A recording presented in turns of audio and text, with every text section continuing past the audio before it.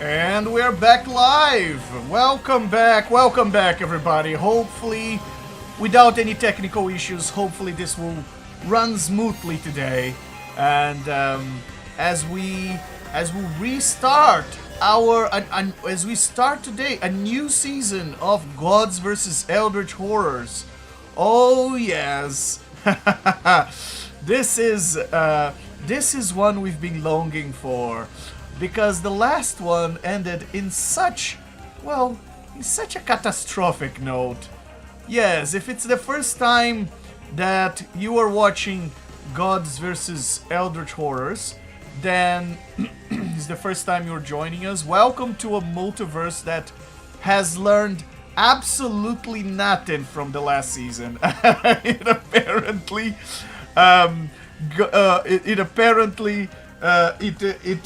it's still gonna try again. Gods vs. Eldritch Horrors is our high tier campaign of D&D 2024 edition, with a big Call of Cthulhu problem. Reality here is fragile, curiosity is contagious, and the gods keep hiring the wrong people apparently. Or maybe the right people for the wrong things. Last season ended when a party of demigods tied their own timeline into such a catastrophic knot that the dragon god of time himself intervened personally, and even the dragon god of time Chronepsis couldn't save that timeline. The timeline just collapsed, and the entire party vanished. It was a 10 out of 10. No survivors. I mean, you can't create this kind of things. It has to be co-created. It's you can't conceive this kind of stuff. Truly a masterpiece of a TTRPG mess. And and season 2 we take a slightly different approach. This time around, we begin with champions of gods, not deities, not demigods. They start as mythic agents chosen by some very powerful gods in the multiverse, who prefer to have some plausible deniability when they do their things. Some gods like to intervene. The majority of them like to intervene indirectly and if something happened to our champions, they were never related to the gods. The gods will deny until the end of the days. They will gaslight everyone if needed be. And rings a bell. And this time, this time we are also giving our players full reign to create mortals that are not just elevated to be dangerous, but they are walking divine endorsements with aggressively optimized character builds. They don't shape reality directly. They are sent, I should say, to fix the things, or sometimes to break them further. As the gods are watching and the Realm is hungering. And even the Hells now already have taken some notes on these characters. Oh yes, we had a session 0 a couple of weeks ago. If you missed that, go back and check it out. That was explosive, in the best sense of the word, and was a very explosive one shot. And where these guys defeated Demogorgon and got their renown. Across 2 different outer planes. But before I go too deep into what happened in the last session, let me tell you who is here today. Who are our protagonists today? Today we have a new member of the party join, or being introduced. He's not a new player in this party, but he's introducing his new character, Gorbin Dibblethwack. I think I'm pronouncing that right. I don't know. He is our cleric / monk, a champion of Hecate. Was once a mountain dwarf who preferred libraries to mine shafts, and Gorbin's path twisted when Mystra was assassinated, and that vacuum still remains across timelines, leaving this divine vacancy a great deal of arcane chaos behind, and into that absence of Mystra stepped Hecate, outspoken, brilliantly dressed, scandalously powerful, and utterly uninterested in divine decorum. Goddess of sorcery, sometimes goddess of some gamblers. She also has a renown to be the goddess of bad ideas that somehow work. Hecate favors instinct over theory and luck over rules. She drinks, she parties, she sometimes cheats in her own games, and she chose Gorbin because, well, maybe because she thinks Gorbin understands magic is not as scripture, but as risk. Somewhere between spellcasting and ballroom brawls and divine dares, Gorbin became her champion. Whether that's a blessing or a wager, I guess remains to be seen. Gorbin, say hello to our audience. Tell us a little bit about yourself, and tell us a little bit about how you're feeling tonight. I think you summed it up pretty well. Hecate is good people. She gets it. She's the best.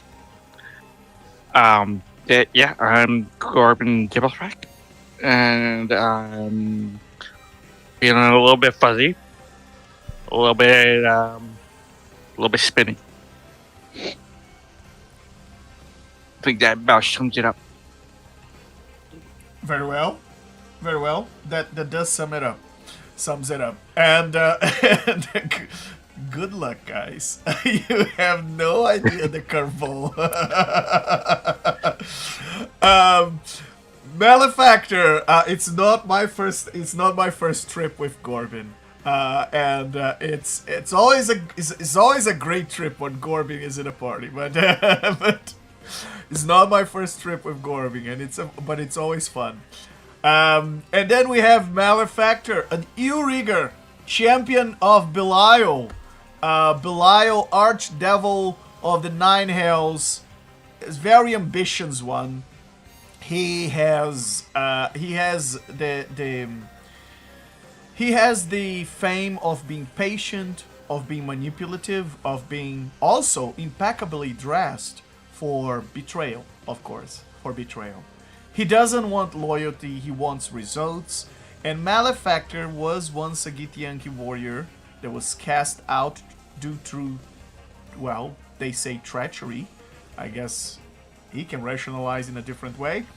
And he was stripped of name and future, and Belial offered him neither forgiveness nor mercy, only opportunity.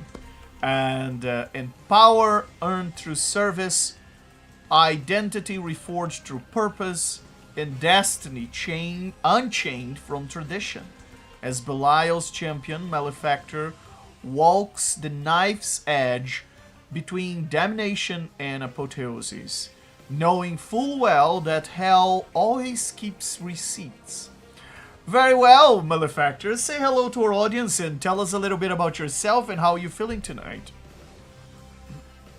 I say, hey guys, Malefactor here. I'm glad I'm here in the Nine Hells. And not just that we managed to slay Demogorgon. I bet Belial's looking at that and thinking, oh man, we're pretty cool and badass, I gotta say. Other than that, I'm enjoying my benefits of being part of the Hellfire Club, and I can't wait to see what other names and skulls I'll be taking to my title. Excellent. And last but not least, tonight we have Grunge the Pious, our champion fighter, assassin rogue, champion of love. Well, love needs no reinterpretation. She is cruelty with intention. She is chaos with structure. She is known as fate weaponized into social collapse. And grunge is her perfect instrument, draped in priestly rags and moral ambiguity, he solves problems by deciding who must die, and charges just enough that clients hesitate and then ended up paying anyway. Well, every solution creates more suffering elsewhere, which is precisely the point. Love does not reward devotion, she rewards outcomes, and Grunge delivers them. Grunge, say hello to our audience. Tell us a little bit about how you're feeling tonight, and a little bit about yourself as well. I'm doing great. Grunge is, he's certainly a problem solver. That's his deal, is he solves problems, usually by creating more problems for somebody else, but that's not his problem. He's usually pretty quiet, but he's also oddly convincing at times. He's a knife in the dark, and occasionally in the light. A knife in the dark and occasionally in the light. That was beautiful. That was truly beautiful. Very well, very well. And usually we would have our fourth member of the party, Red Hot, a bard, fighter, warlock, champion of Tymora. And in this multiverse, Tymora is not just the goddess of luck, she is also the goddess of those who deserve it, I guess. Or at least that's the interpretation Red Hot gives to her goddess. She says fortune smiles on the desperate and misfires on the wealthy, and occasionally punches upward with a grin. Red Hot embodies that philosophy perfectly. She is extremely chaotic. She is a former street performer turned noble thief. She robs the powerful to feed the forgotten and turns applause into leverage. Tymora favors bold risks, righteous theft, and laughing in the face of stacked odds. That's what Red Hot believes, and that's what she has made her career. Where others see chaos, Tymora sees a distribution. And where others see crimes, she sees corrective probability. Or at least that's what Red Hot believes. And yes, it seems that we have quite a good ensemble here of a party. So let me tell you what happened in the last session. Session 0 opened not with hesitation but with spectacle. The Hellfire Dome, deep in Avernus, where devils gamble on mortal survival and call it culture. Introduced as unremarkable contestants, Red Hot, Malefactor, and Grunge immediately proved the arena was catastrophically undertuned. They went through to the most difficult of the challenges, and demons that they fought on their way were just erased in seconds.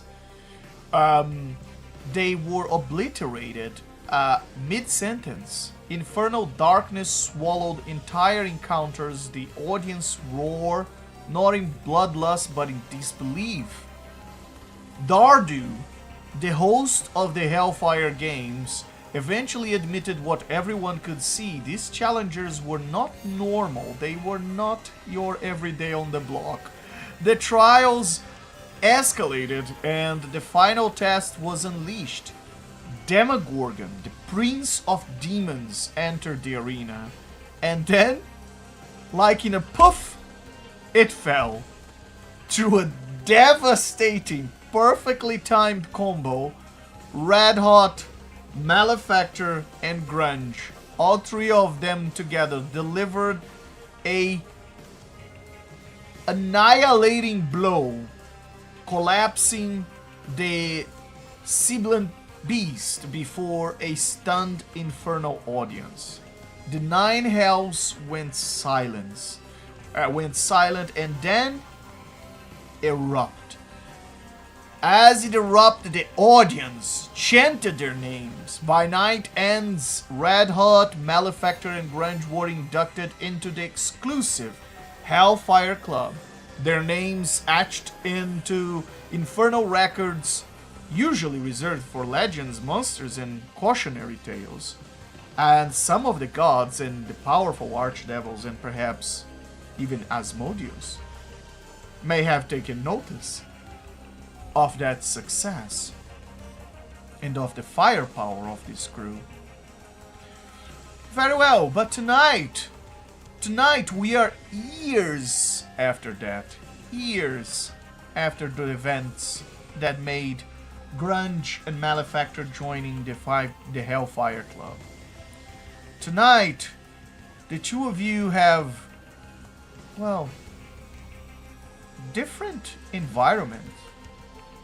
You started this inside of a casino in the Nine Hells. Fierna's Casino.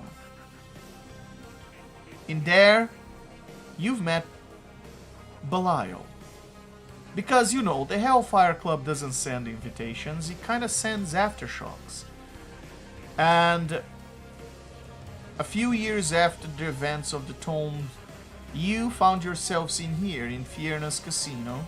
One of those places where the chandeliers are made of trap size and the carpets just feel like old contracts and the dice always land like they were told to. Belial is here, sitting down on a very fancy table in a back room as if he owns the building. Because, well, in a way, maybe he does. Not on paper, not in blood, but at least in confidence, it looks like. He doesn't stand to greet you. He just gestured to the seat opposite to him. Grunge, both you and Malefactor had been summoned here into his presence. He looks at you as casually shuffling a deck whose faces keep changing every time that he shuffles. Kings become corpses, and queens becoming wolves, and jokers becoming judges. And then he says to you, Hellfire Club? Exclusive, loud, overrated, but useful. It's amazing what doors open when the right devils start calling you a colleague, isn't it? he slides this velvet case across the table. Could you guys hear, by the way, that well?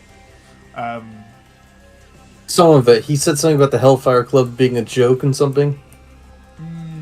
No, let me not use that effect then. He says, Hellfire Club. Exclusive.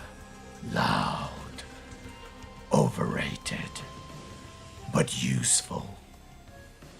It's amazing what doors open when the right devils start calling you a colleague.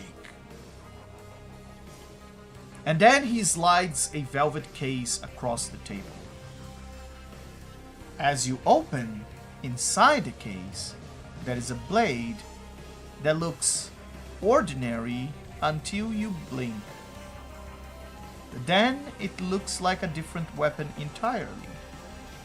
Almost as if the weapon can't decide what it wants to be. It looks dangerous though. It has 3 rubies. Very beautiful, deep, shining rubies. And the pommel. And he says to you, a lucky blade. 3 wishes. Real ones. Not the bargain being kind that turn your dreams into grammar lessons. It's yours. With a price, of course.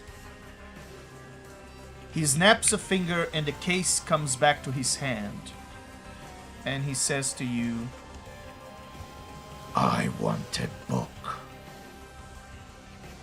Yes. A precious stone. A grimoire.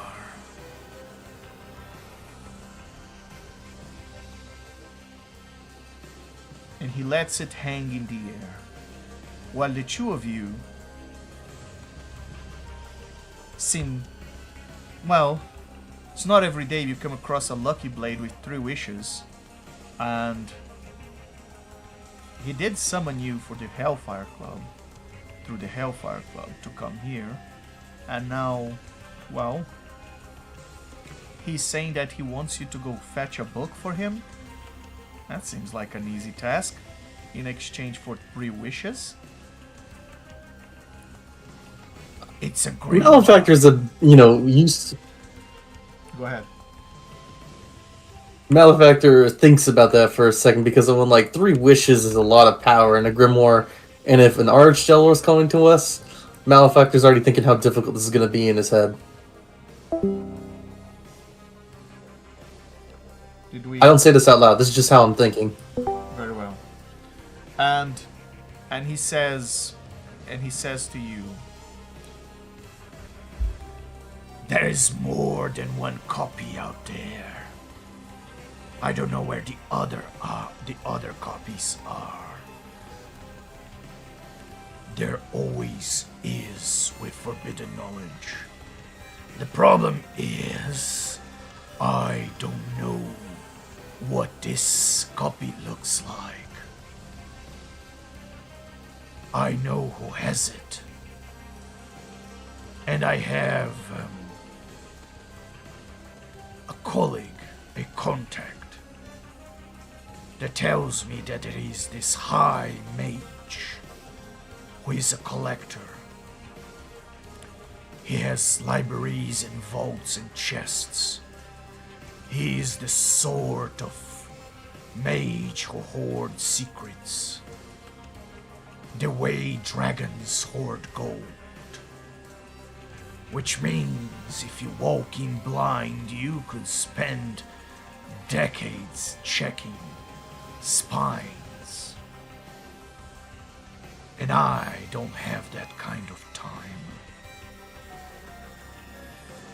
And then he taps on the table, and there is this faint sound like a quill scratching from somewhere very far away. And he says, so here's my suggestion. Bring a 3rd will. As he leans in, he says to you, I've got some people that I've known, and one of them pointed me to a dwarf. Someone named Gorbin Dibblethwag.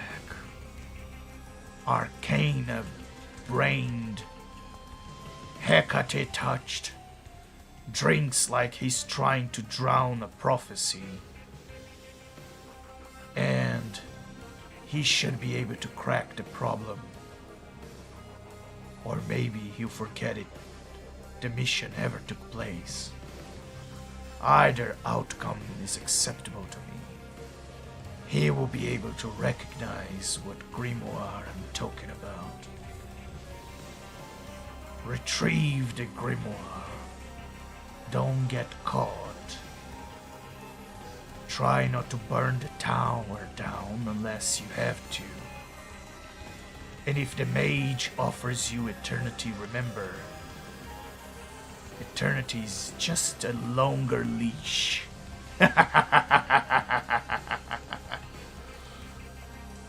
So, Malefactor,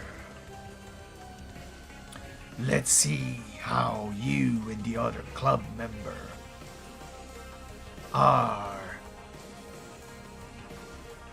Let's see if you are true professionals.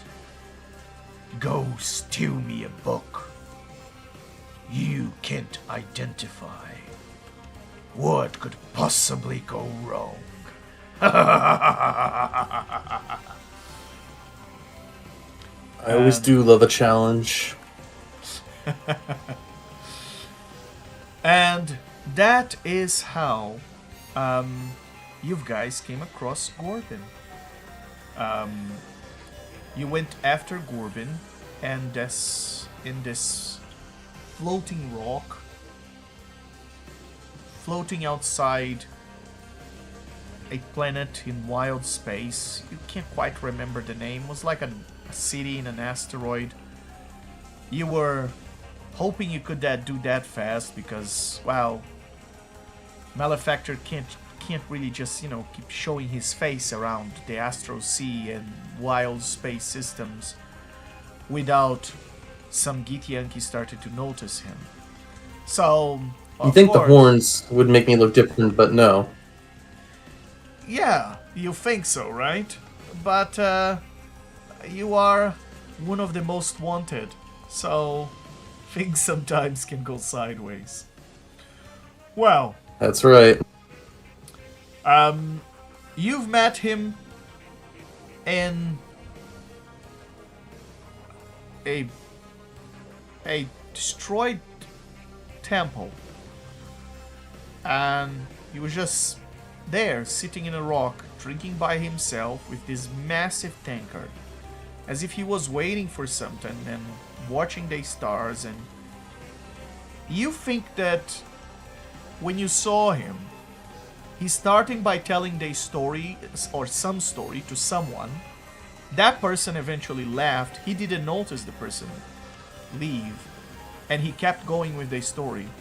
And he's still looking at the stars when you arrive. He was drinking his tankard, and he just kept going, telling the story, as if someone was already there.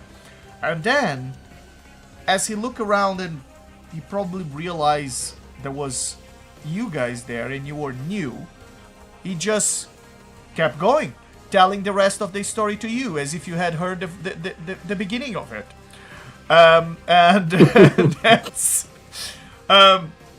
And that's how you've realized that this is no ordinary gnome, no ordinary dwarf. He has indeed quite a knack for very long storytelling, and also a knack for stars, I guess. And after you guys offered him, what did you offer him? That's a good question.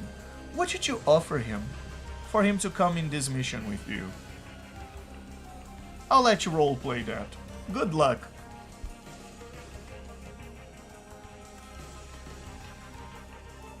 So then you see the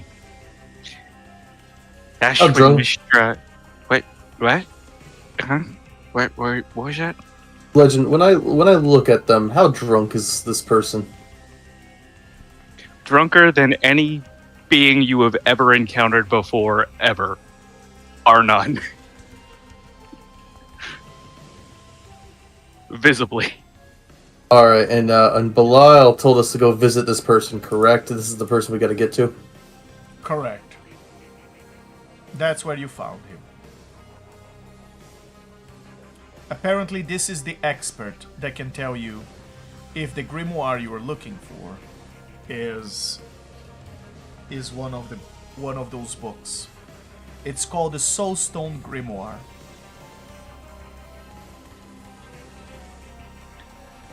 Alright. So that was when Mistress said to me, this, what was it she said? Give me a moment. Legend, as I watch him ramble on, pretending to have listened to the story, I'm like, my friend, you have quite a good tale, I gotta say. And it seems you've experienced a lot. But honestly, you look like you could use another adventure and another good drink. Always to the second one. Yes. You offering? You paying? Oh, of course, I have some coin to pay. But tell me, what is it that you desire?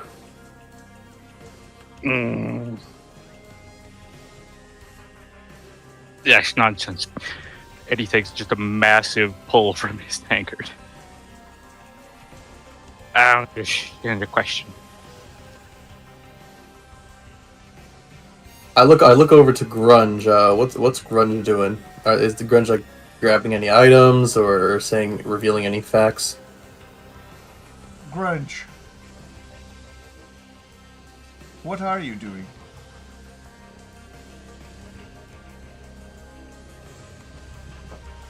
You know what?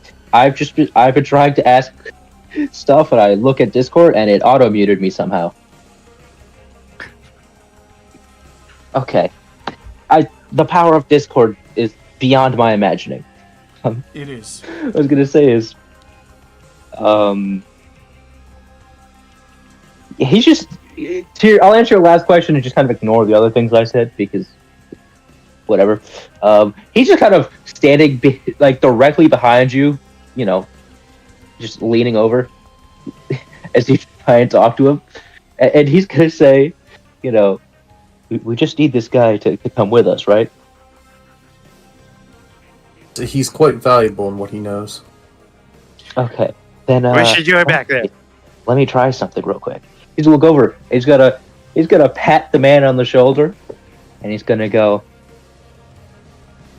"What, you know? Me and my buddy here have a job that we need some help with, and it shouldn't be too hard. And if you help us out, I'll give you a barrel of a rare brew ale that I personally promise is amazing. And you have never Right, had it's like anything that? like.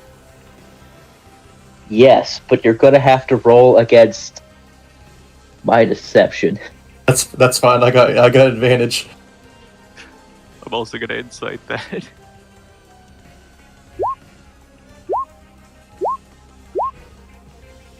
All right, I believe you. Pretty well, actually.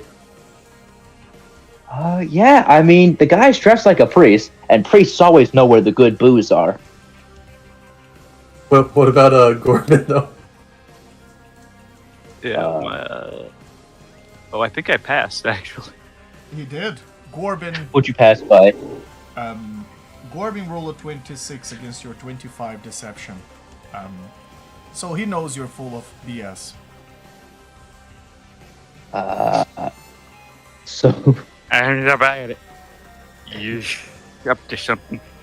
I don't know what it is, but she's tricksy and blurry. Stop that. Grunge may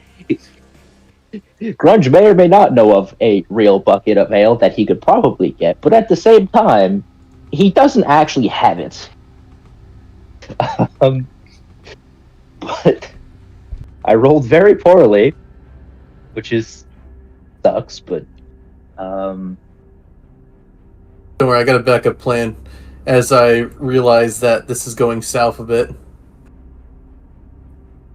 Now, I'm sorry regarding trying to tempt you with alcohol. You're a professional who knows knowledge of tomes, don't you? You know books like it's no other. Yeah. Grimoires, to be Books. precise. I know some of them too.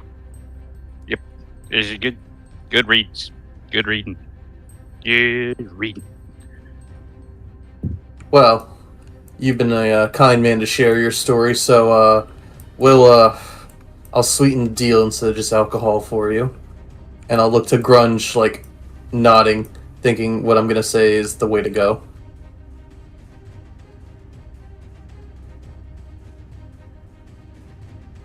Do you My nod story? back? No, I'm about to propose something to Gorbin, but before I do, I'm gonna nod, trying to, like, inherently reveal the sword and offer something from that sword.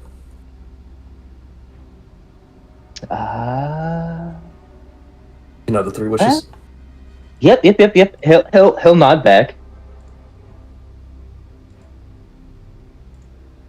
I'll say, we're looking for someone who is an expert in grimoires. We're actually looking for a specific grimoire, for a client is rewarding us handsomely. Which she It's a needs a you need a book. I got lots of books. Yeah, I can use your book. No, not a book from you. I need your help discovering a book. Okay, that sounds could be interesting. And for someone of your expertise, we shall reward you handsomely if we get a legend. Right, name of it is like Soulstone or something. Soulstone Grimoire. We're looking for something called a Soulstone Grimoire. In exchange, we will get 3 wishes. And if you offer yourself and help, we'll let you be the last one to use one of the wishes. Legend, do I need to roll to see if I'm familiar with the Soulstone Grimoire, or is that just like baked in? You wouldn't. I do. You wouldn't be familiar with a Soulstone Grimoire, but you are familiar with what a Soulstone is. Right. It's a Okay. phylactery. Okay. Gotcha. Okay. There's some powerful stuff that there's some.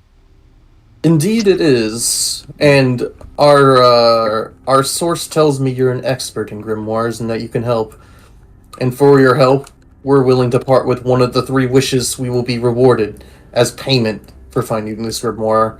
We will get to use it first, and you will have the last wish, of course. Yeah, probably. Okay. And you can wish for any alcohol you want. Now, okay, yep. Now I'm in. Now I'm in for reals. Yep, that one. But the drinks are on you. Of course, I can get some drinks. Yep.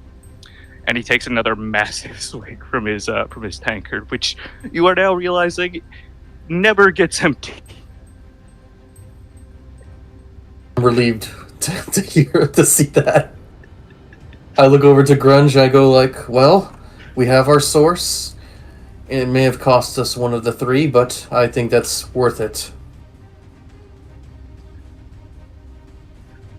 Corbin stands up, takes another massive swig from his tankard, says, "Lead your way," and then starts walking in a completely random direction. Grunge would respond with, "I only need the one." I'm fine with having one as well. I'm just in it for the booze. How straight are you walking? I'm gonna be honest Not as at I all. watch you. Not at all. And I like look a to weevil. Grunge as I'm watching your sense of direction change direction every 3 seconds, and I'm thinking to myself, does he even know where north is?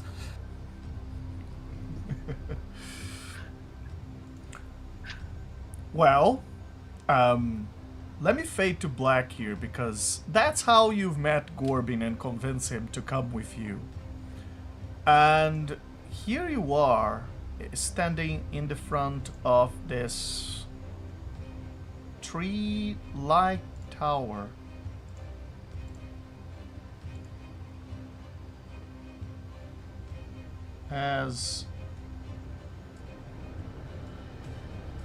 Which I hope it's loading. Can you guys see the map?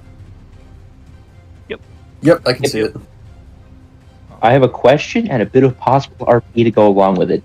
I guess it's 2 questions. Yeah.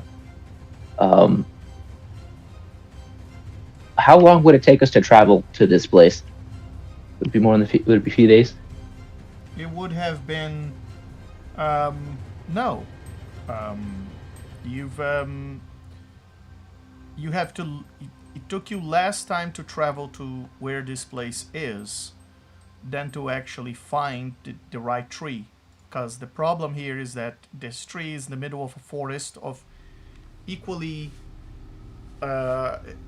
big trees and with the same looks and stuff. And you just had to find a tree that had a very tall adamantine double door linked to it on its roots, and that's what took you a little bit longer. But I would say, yeah, a couple of days. Okay, and then the next question.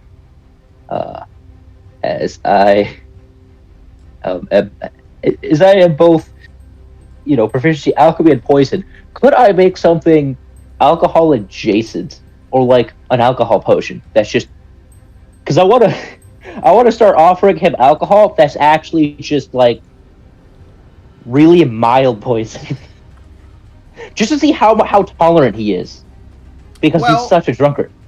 Here's the thing that you've noticed: the tankard that he's carrying, he seems to be drinking from that since you guys met him, and it never empties off. Also, it never spills. Legend, for RP regions, Grunge, I'd like to think you test those poisons also on me, because I'm immune to poison in the poison condition. Yeah. Although he's probably just trying to find a way around it. Although he'd probably be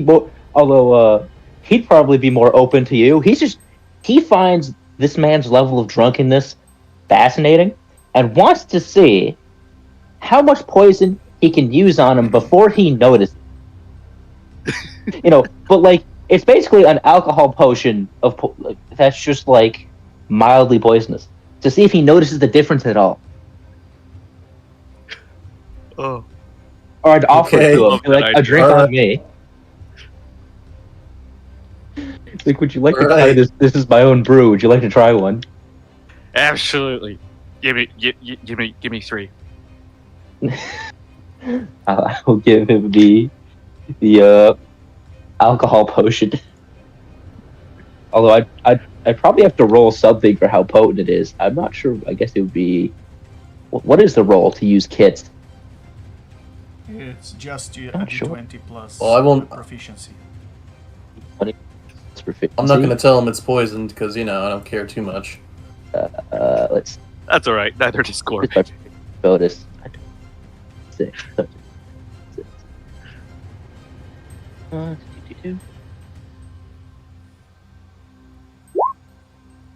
7, 8, 9, 10, 13. Okay. It's not. The first one is not very poisoned. So I make a Mild. Constitution roll to see about that, right?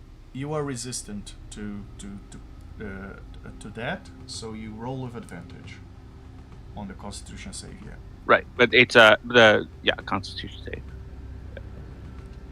What does it taste like for me since I'm immune?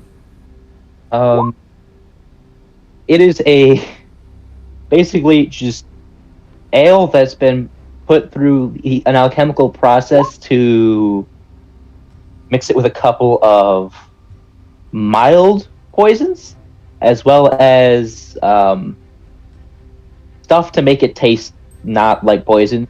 So it tastes kind of like herby. So it's like a very herby ale. Oh, okay. Nothing happens to you, Corbin. As you drink that, you don't notice. It's alright. It's a bit mild. A little bit. Tastes a little bit like the woods. It's keep trying though. It's not too bad. Give me the next one. There is a I'm going to say malicious grin on his face to this news, and he says, "Of course, my friend." And he will roll to make another one. My facial reaction just stays the same, but imagining how many of these is he gonna drink. The next one is 8, so it's the same as the first. And for the third one, since he said he'll take 3, we'll roll the last one.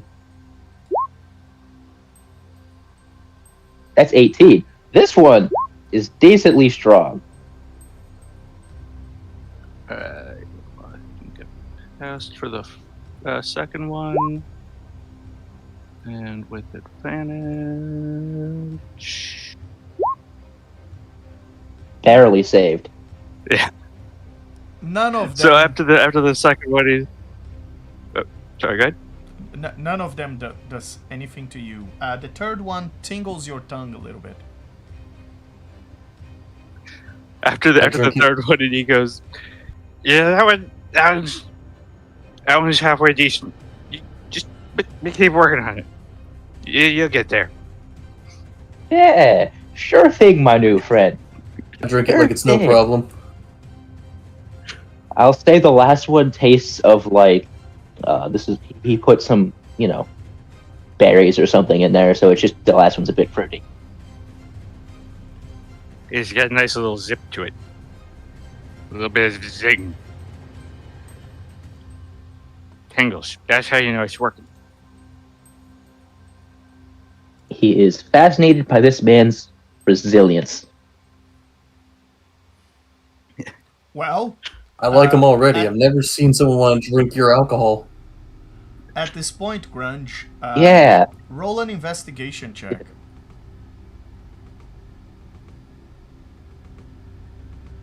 Supposed to, Okay. Grunge, you think that at this point, you think that based on the results of the fact you tested 3 poisons with different levels, he might actually be immune. That's the impression you have. Just like Malefactor. He might actually be immune to the poison. Either that or he's drinking so much that it's diluting the poison.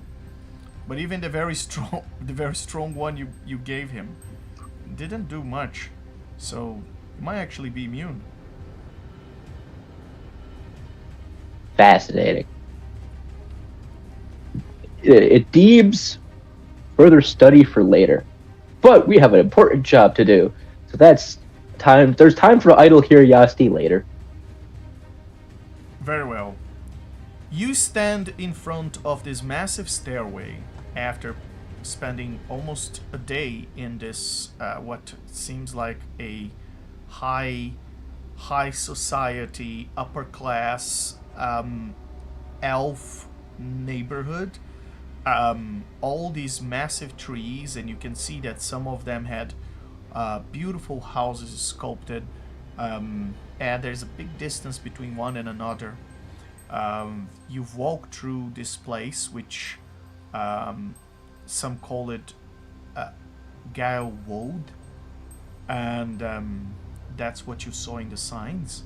There are no roads to the High Mage Tower,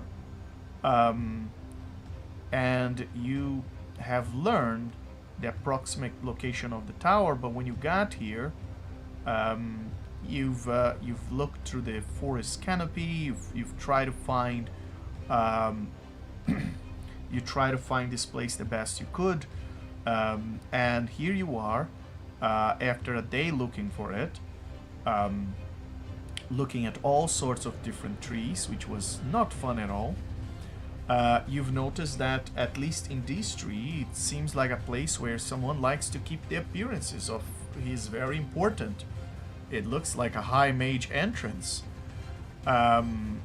It seems an entrance for important guests. You see the grand arches at the base of the tree trunk that make like an open doorway into this arboreal-like tower.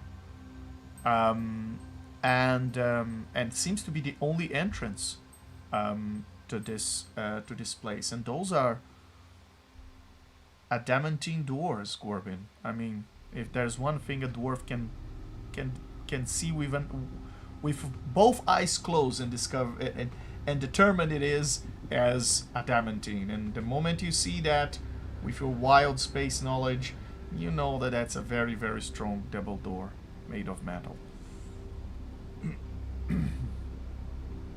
So, what now?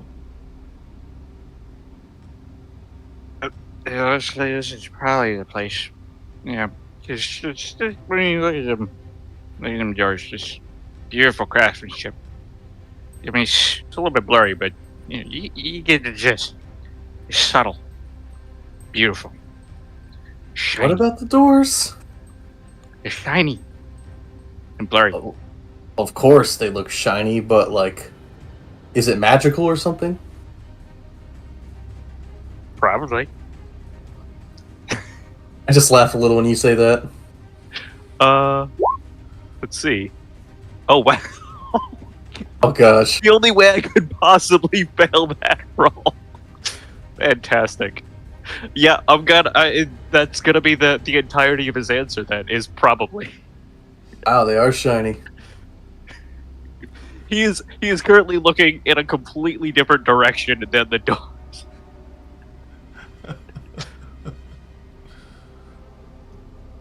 Can I take another go at that? Like just have him stumble up to the doors and take a closer look.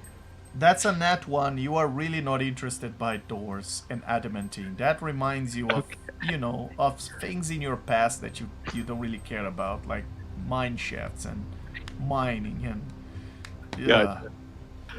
Okay. Then yeah, I guess that's the entirety of his response is just probably. I look a little disappointed and go like, okay then. And I'll walk up to the doors. And here we have it, folks. One of the biggest challenges in Dungeons and Dragons.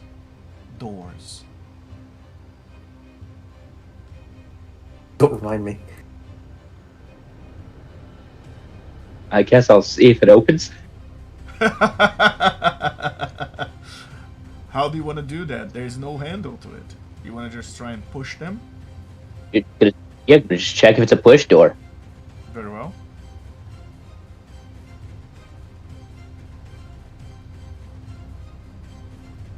Roll a strength check. Athletics. Or... yeah, roll an athletics check.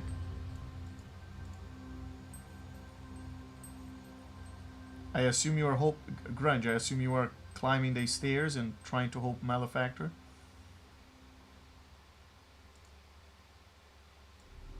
Climbing the stairs and what? And trying to help Malefactor? Yeah. Push the doors? Very well.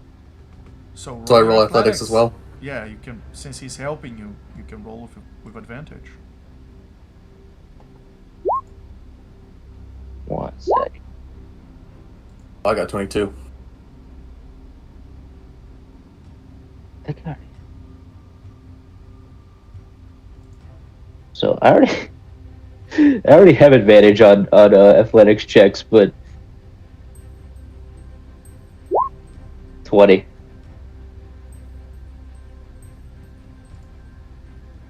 Very well. Oh, I gotta put the what are they called? The super crits on because of the.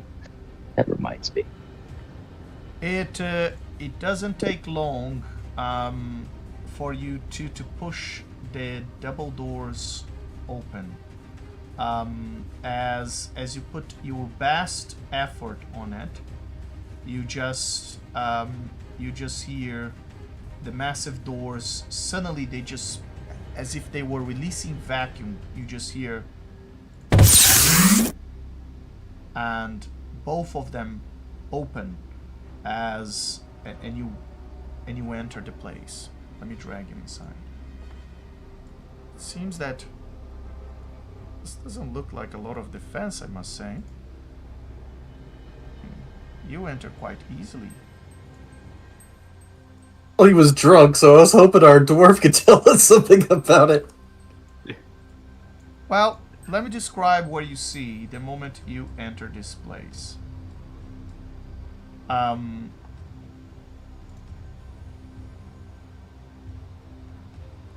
Well, the walls of this circular chamber are decorated in delicate wooden filigree, and glowing flowers bathe the room in gentle light. There is an adamantine door that shimmers on the east wall, flanked by a pair of enormous willow trees in the full blossom. There are elvish hymns that emanate from within their boughs. As you stand there, you've immediately noticed that the willows are home to a pair of dryads. And despite their appearances, the willow trees seem to be quite rotten.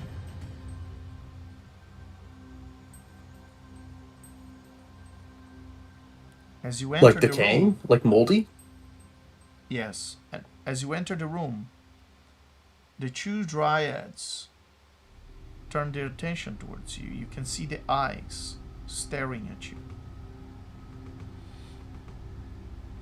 And as you enter, they say, "Welcome, honored guests."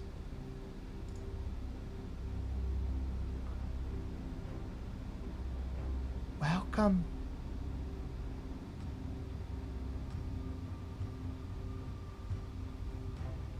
Sorry to not knock first, but I appreciate the pleasantries.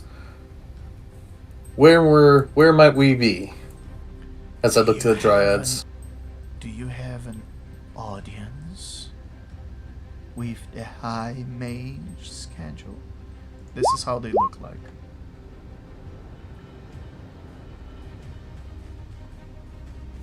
Without the water, of course.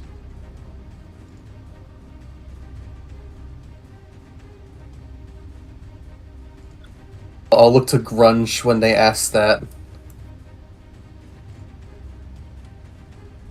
Let's see.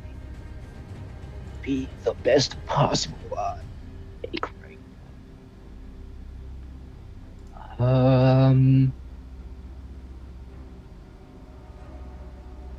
He'll say he sent a letter to make an appointment, and so he should have one. I love it. Can I make an Rolls. Arcana check just to see like what I can determine about this room Yes. and what's in it magically?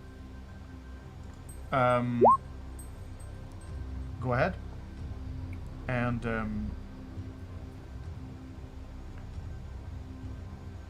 Gorbin, you've seen that the plants in this room, they seem to be mornlings, and which means they seem to be at the controls of the dryads. The dryads seem to be magical, and they are both gatekeepers. Well, both of them seem to believe that on what Grunge just said, but there's something else. It seems that there is a protection applied to that door to the east, and well, if you're gonna pass through that, you're probably gonna need some sort of password. That's probably why the first double doors were not protected, because this is the real entrance. Gotcha. Okay.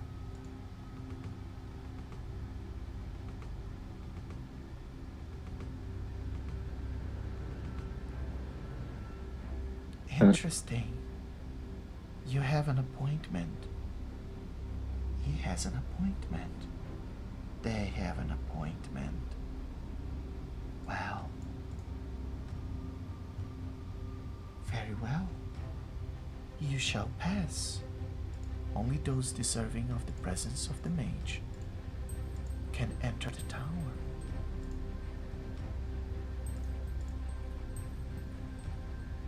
And just like Yep. that, That's just. go ahead. Oh no, that was it. And just like that, a branch of one of the trees just reaches towards the door and opens the door. Open the door. And as it does, you hear the sound again, as if the doors were sealed by vacuum. And the double doors open up. What's that note that you have in there? Note? What is... Why is there a note there? Good question. Why is that note there? Thank you, Roll20. Gotta be scared, Legend. That was in the wrong layer, roll 20. Thank you. Very well. It's in the right layer now.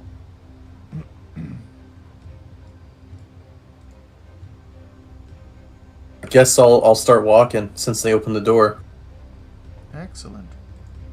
I'll say thank you as I walk over.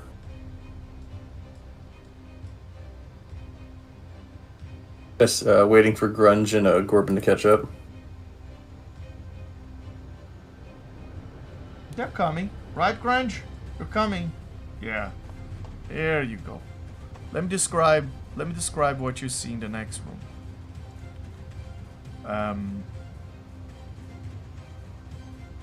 This chamber contains a lush garden rich in fragrant pink and white springtime blossoms.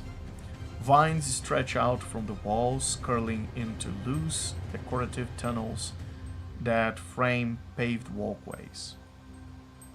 The tunnels open in 3 intimate receptions, kind of areas with benches, tables, and light refreshments. There is a prim elf servant that stands with a tray of glasses at the ready. The sound of childish laughter fills the hall as spectral images of young elves chase each other through the tunnels.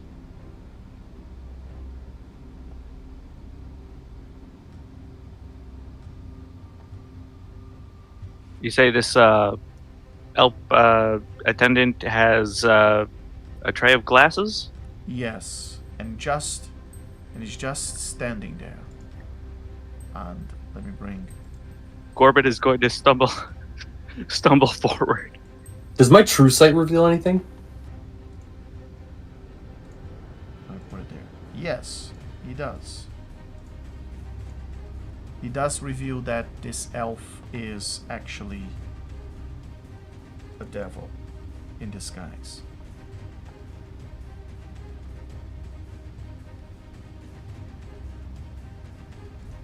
Hi there. Wish servant. You know what? Give me 2.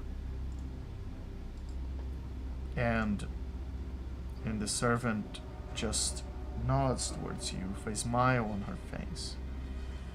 And she says to you, "Welcome. I'm Hannafan. I am a servant of the High Mage Viri. I'm here to serve you drinks and refreshments, and if you need anything, please, just let me know."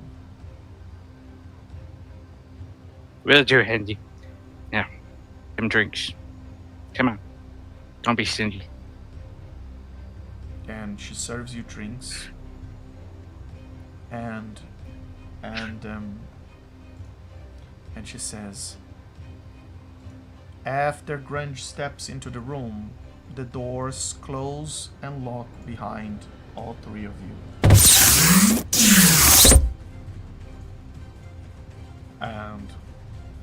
And she says,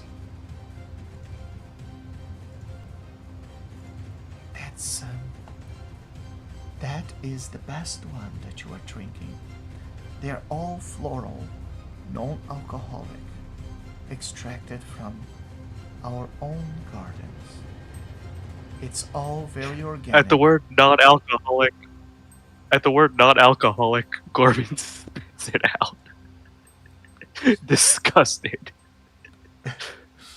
I'll give it a taste since it's non-alcoholic. and she That's just serves that's you. just rude. Why would you, that's just bad hosting. Rudeness. Rude. And I apologize. My friend prefers strong spirits while I cannot taste any. oh, I see. Well, please try the different ones. And she moves her fingers and more glasses fill up and appear on the tray. And she says, please, drink to your desire. Satiate your thirst. These are all gluten-free. And they are all organic. Free from I only drink the one. anything that is bad for you. And I Corbin just appreciate. takes a massive swig from his mug and looks angry. I say I'll just drink this one only. I appreciate it. It shouldn't be too long we're here, but thank you. as you are all looking at her, she seems a bit someone who is, putting a facade. Besides the fact that she's a devil disguised as an elf, as a high elf of sorts. She seems to be putting a facade, as if someone who is trying really hard to look polite.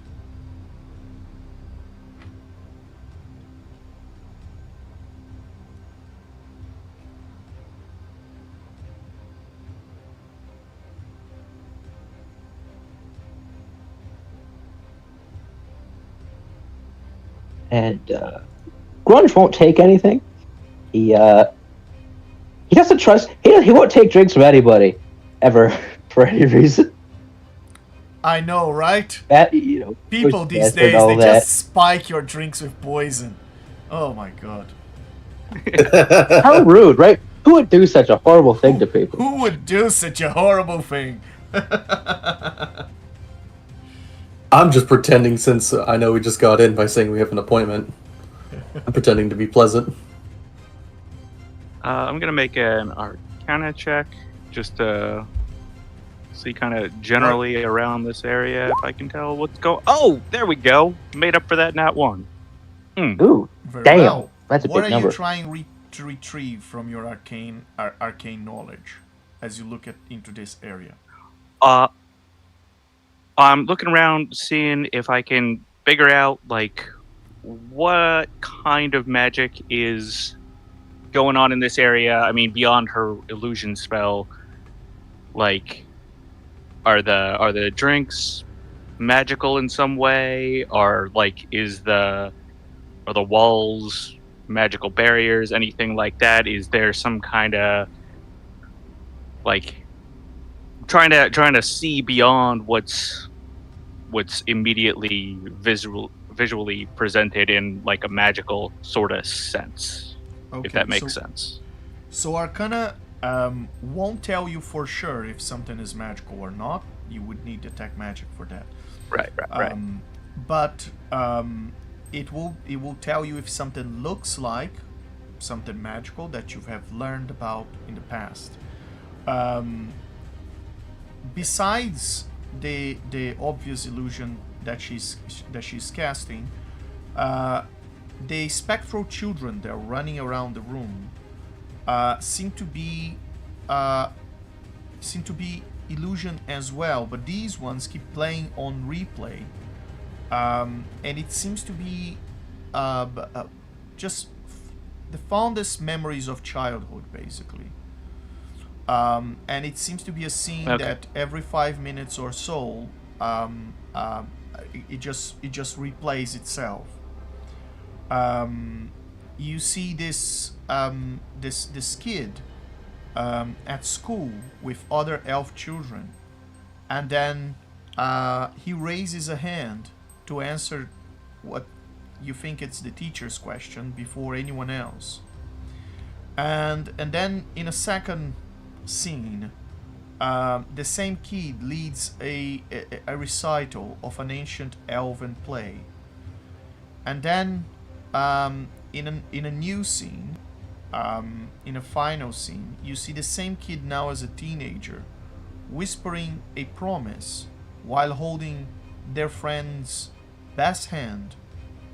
Their friend's hand is their friend's hand is bloodied, as well as the rest of their body as they lay on the ground, unconscious. You can roll perception now, Corbin.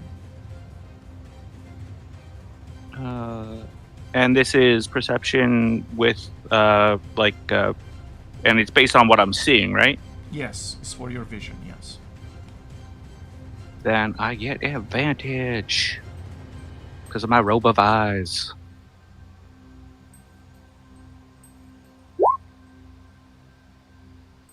And I rolled really bad.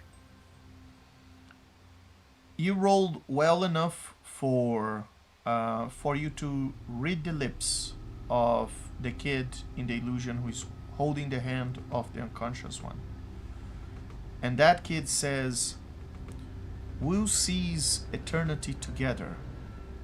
And he says a word that it sounds like he's saying Aetilen. Aetilen.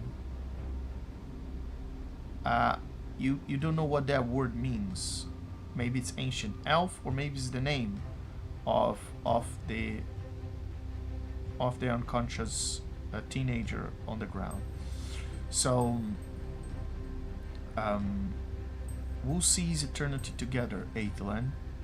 That's how it sounds like. And then the illusion replays again and again. You see the children running, and so on and so forth. Gotcha.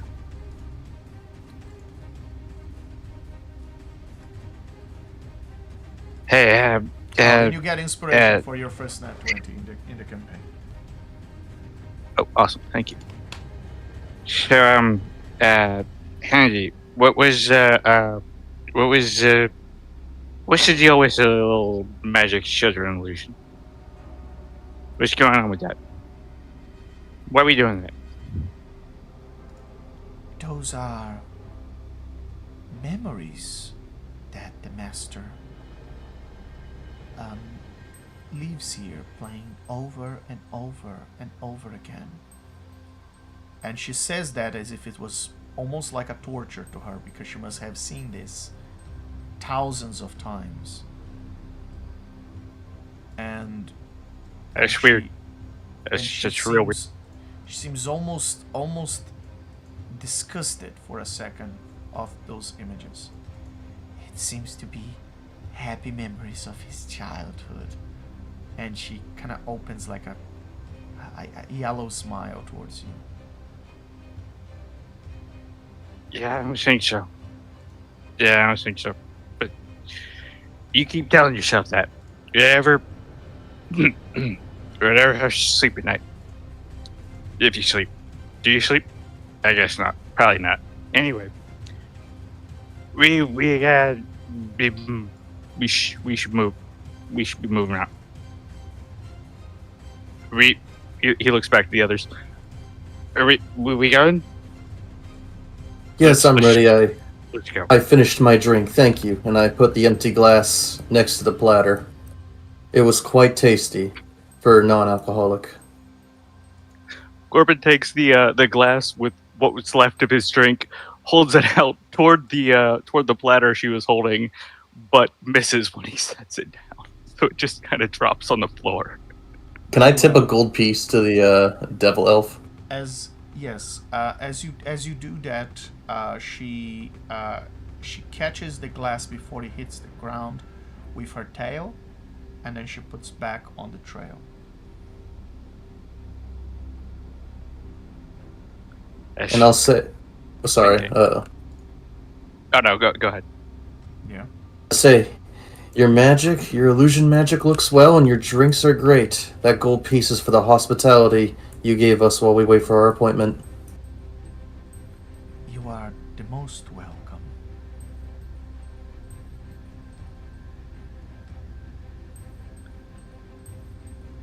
Ends my RP. Sorry, you can keep going, Corbin. Oh no, I was just making a little comment. There was nothing else actually there. Corbin just randomly spouts nonsense. I'm starting to figure that out a little bit. It's like 90% of his character is just complete nonsense. So Corbin is gonna stumble his way through this little maze thing, or hedge thing. Very well. And I'll help Corbin a little bit, just because it's pretty narrow. this place seems like a very fancy place prepared to receive upper class guests. It looks really like a well decorated, plants seem well taken care of.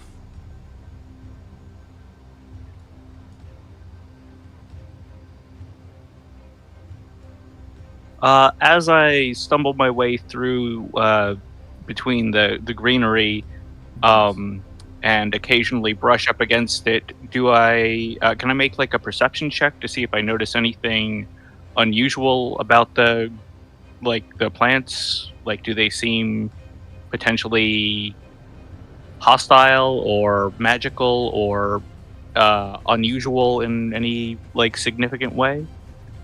You don't need a perception for that, not at all. They don't look magical at all. It's just a very well taken care and likely very expensive garden.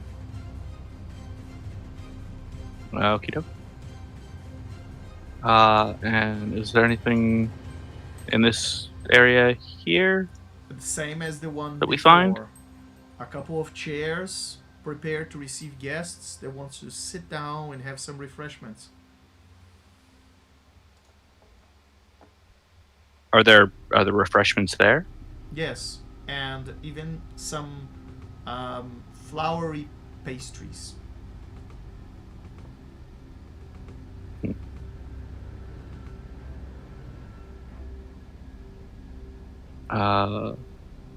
What's going on with Grunge?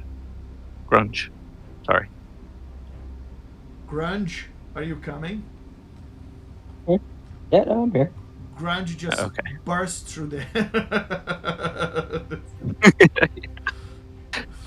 Just He's cutting very out the middle sneaky. He's been here the whole time. Didn't know Here's it. the alcohol. Yeah, Corbin inspects the spread for anything that looks like it might contain alcohol. Very well.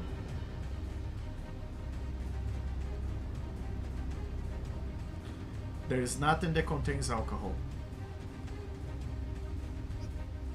And he stumbles on.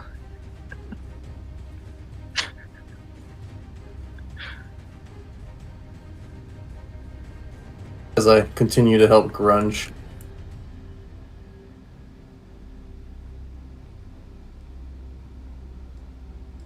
Good.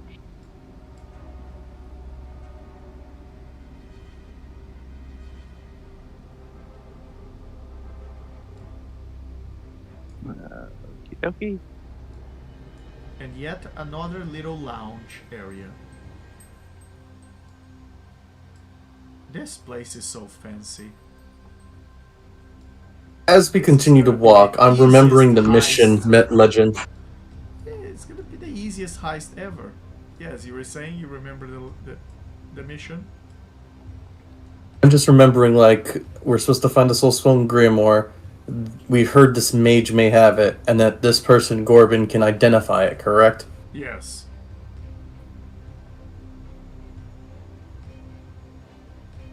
Okay, yeah, I was just thinking that in my head for a second. That's exactly it.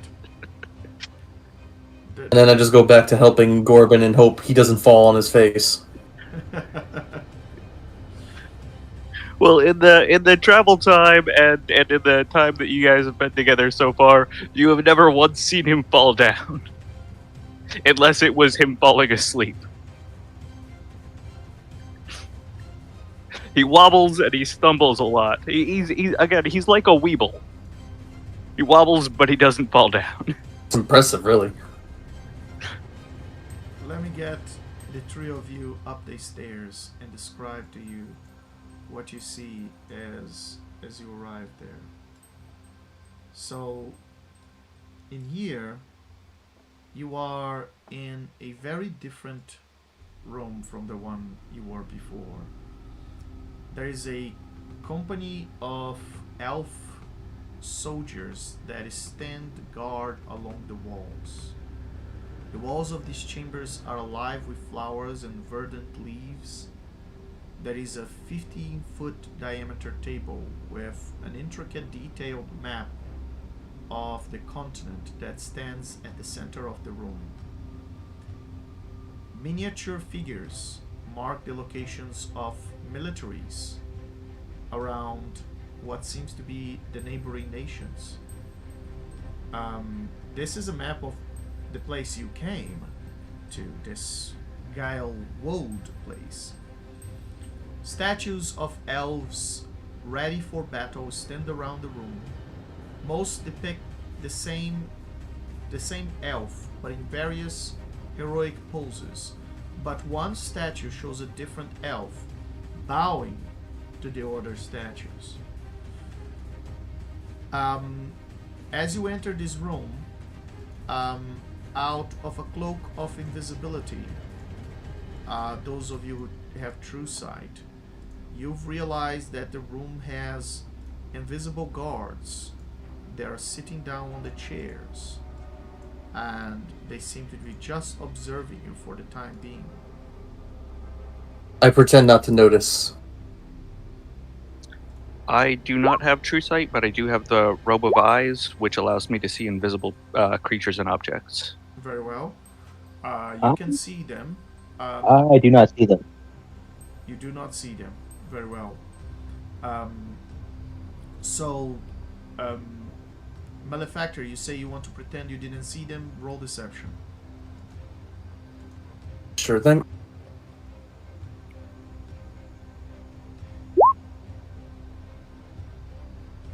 $29. Very well. You convince them that you haven't seen them, and they seem to believe that none of you has seen them yet. They seem to be very, very quiet, and all of them are. They are disguised as elves while invisible. And the third layer is that they are not actually elves, they are devils. So that's what you see, Malefactor, with your true sight.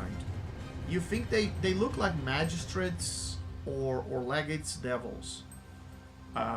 Maybe adjudicators or something.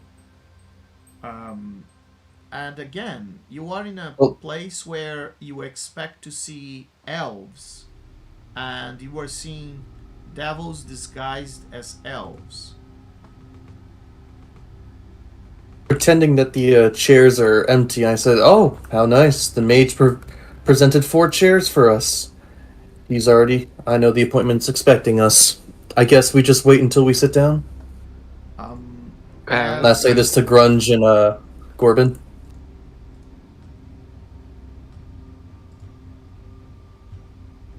You were saying something, Legend? Go ahead. Oh, that was it. I was just talking to them. Were you about to say something, Legend? Yes. So, one of the devils, disguised as an elf, come out of a cloak of invisibility, comes towards you and stands in front of you and says, "Very well met. I'm afraid this area is restricted until the mage calls for you. If you have an appointment, you may wait below in the spring gallery until the high mage comes to see you.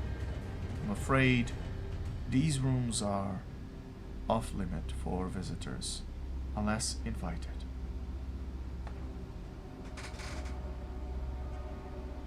Oh, our sincerest apologies. No one told us to wait downstairs, but yes, we shall. But yes, we do have an appointment, so we will wait for the Mad Mage then. Excellent. So you guys go back down?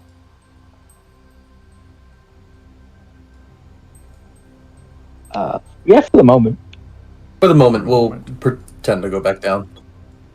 Very well. Let me bring you back. Corbin's downstairs. gonna start to protest as you guys momentarily while you guys like spin him around and shove him back down the stairs before he can open his mouth again.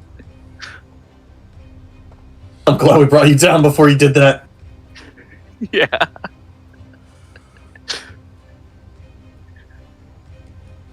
And here are you So I'm guys. gonna whisper. It's a lie. You're gonna whisper, yeah? As I think we're far enough away, I'm gonna like get really close and whisper. I'm going like, guys, I can see invisible things, and I'm like, there's 4 invisible devils up there.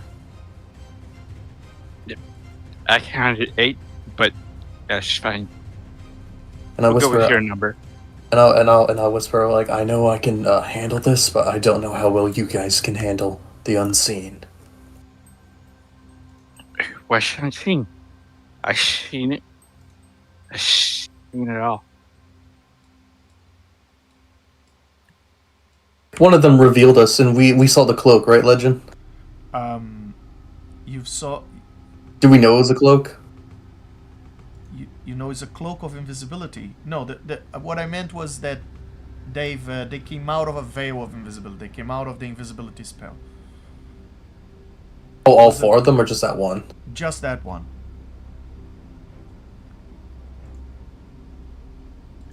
So it was some kind of effect, that magical effect that caused invisibility, but not necessarily like a physical like invisibility cloak Yeah, correct.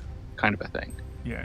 Okay. It was a figure of speech. Unfortunately, they have the same name for Gotcha. magical item. Can I make an Arcana check to see if I can determine what the exact nature of that,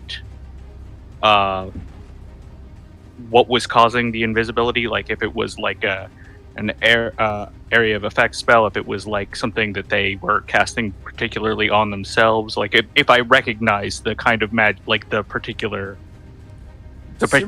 of the magical effect that was causing the invisibility. Simply based on the effect, all the invisibility spells or causes of invisibility create the same effect that looks the same. Invisibility. Okay. So they don't. Fair enough. You wouldn't know what caused that, and even so, your search reverts to you too many results. There are too many things that can cause Gotcha. invisibility in the Okay. game. Yeah. Fair enough. Very well. So, since you guys are sitting down here taking some time, I think it's the perfect time for us to take a quick bio break.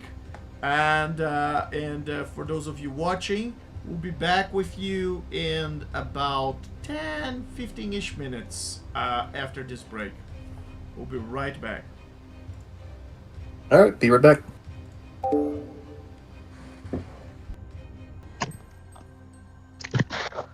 Hello? Yo, How's it going? going all right. Nobody else back yet? I'm back. Looks What's like- up, everybody? Looks like we're just waiting on Legend at the moment. All right. So, what do you think? We're gonna have to kill them then to move forward? Because I don't know how much stealth we can do here before the Mad Mage. Not Mad Mage, sorry, the Archmage.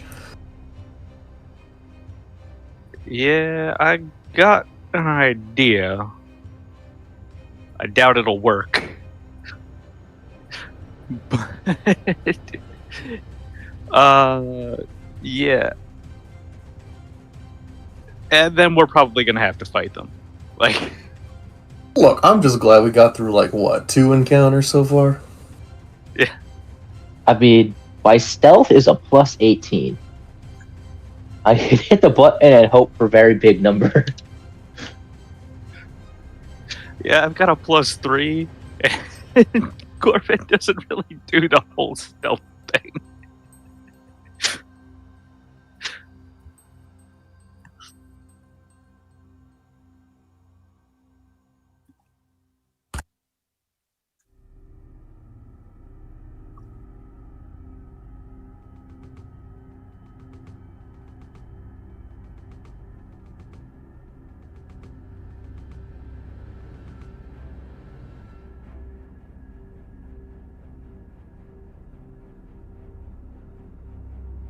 Oh, by the way, Malefactor, since I missed your introduction, what is the deal with your character again? Like what? Being an ill rigger, or give me some specifics. Like just broad strokes, like class, species, real broad strokes. Like I'm coming to this kind of cold. Oh yeah, he wasn't here for the one shot, so he didn't get the original introduction to your character. Yeah. Sorry You about missed that. That's all right. I can give you a quick thing before Legend gets back. So the race is Gith Yankee. I'm of the evil alignment. Gotcha. The ill rigger, as you know, is not one of the original 12. It's a source book, but it's allowed because Legends allowing broken builds. Think of like evil paladin, but without like the aura, but more blood hunter into it.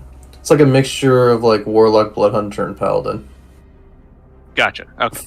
For That's what I was looking for. Yeah, because I'm like, one of the fun things that I do with Corbin is he tends to get details wrong about everything. Like whenever he's talking, less so on party members because he spends enough time around them to like know what's going on. But yeah, with anybody else, like he just messes with details. I won't. But I need to know what's going on so I can mess with them. I won't spoil combat, and this is more not for you to know, but Bilal is my devil because when you choose a subclass for Illrigger, you technically serve one of the archdevils, but that's not even public knowledge for Grunge. Even with Bilal and I, we pretend like I'm not serving him since he's more stealth, but that's some of the core things about an Illrigger. Good to know. All right. Very well. Welcome back. We have everybody back. Yep. Okay. Good. So, when we last saw you guys, you were sitting down cozily in the lounge, waiting for the High Mage to come in and invite you in for your quote-unquote appointment. So, they say lies have, short legs. And it seems that yours just your legs just took you of your lives just took you all the way to here, and from this point onwards, you gotta figure out how you want to proceed. Do you have any idea? Sure. I got an idea. You remember the lady devil with terrible drinks? I think we should see if she wants to help us get through. She can help get us past the ninjas on the upstairs. I try to hold my laughter when you call the devils ninjas. What do you think? I think it's worth a shot. We should go back and talk to her, see if she wants to not be in the little memory nightmare prison thing. Serving drinks that suck. Terrible drinks. Not even any potion. Why would you drink that? I think we should come up with a better reason than the drinks are terrible. I'm all for daily allies, or temporary ones at least, but I don't think a simple excuse is going to be enough to turn them to our side. How about just you maybe don't have to stand here in the memory nightmare prison, watching it over and over again? Cause that I got the distinct impression she didn't like it. She's not a fan of being in watching the children get bloodied and battered and thing over and over again. Yeah, it didn't seem fun for her. Doesn't seem fun for anybody. Honestly, it wasn't fun for me, and I was only there for like I don't know time, but it wasn't fun. It was creepy and weird.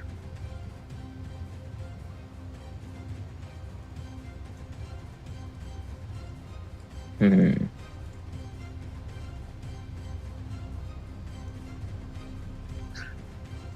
How about you, Mally, buddy? Do you have any ideas about other than convince somebody that their job sucks? Well, the thing is, they're devils. And most likely, they're probably under contract. Heck, the person that we're supposed to meet is a powerful mage, so who knows what magic they have him under. I don't think convincing them will work, given the things they make them do here. They even turn them into make them look like elves. I'm more impressed we managed to get this far with your words, to be honest. The legend, when I looked at those devils, do I know what kind of devils they were?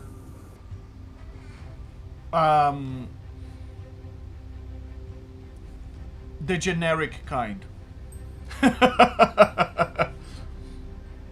Oh, and so not like pit fiend or something, but more of like your average devil. Yeah, they were not devils from the hierarchy. They were, your popular, everyday, generic whitewashed brand devil. Personally, I think we could take them. They don't seem, as I've known in Nine Hells and devils in their hierarchy, but I'm not worried about what's them. I'm worried about what's after that. Because we'll alert the whole tower against us once we do.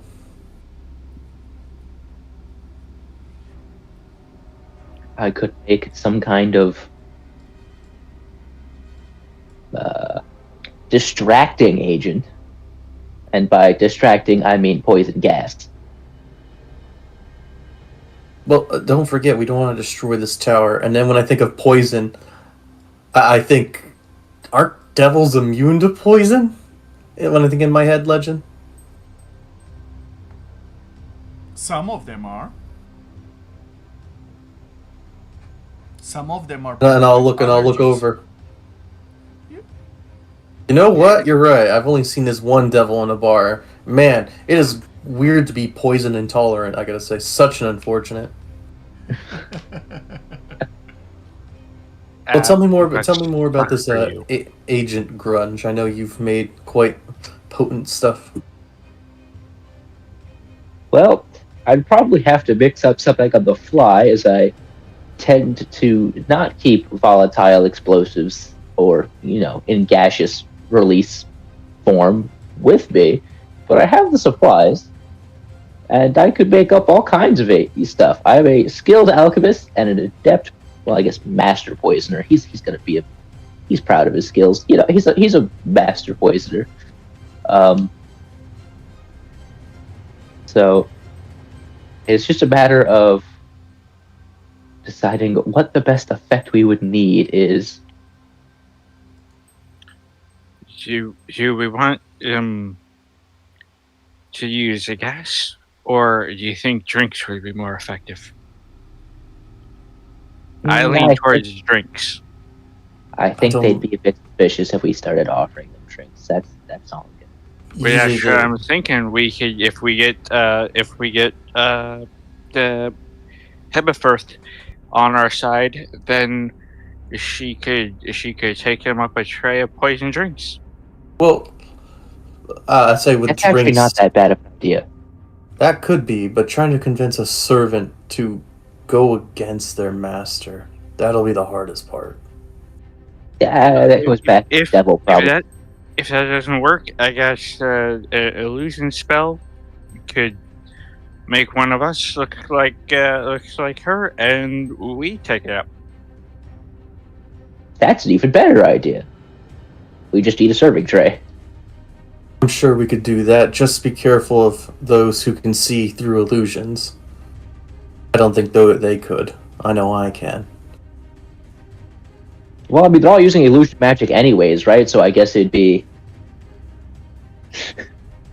I mean, it's just a hat on a hat on another hat. It's illusions all the way down.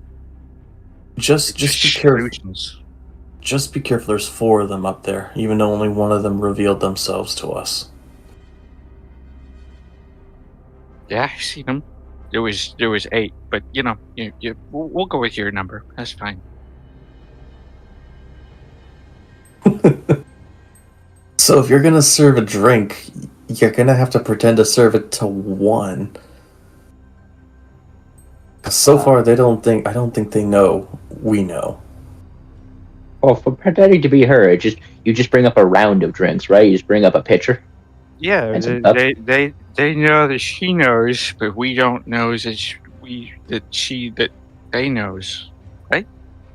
You know, I with guess logic like if that. you're rolling the dice on assuming that she knows what's going on. Well, let's see if they will take drinks. We can try that first before I carve their heads. In that case, I will use my alchemy kit instead of my poison kit, and I will make sleep drug. But all right, sleep.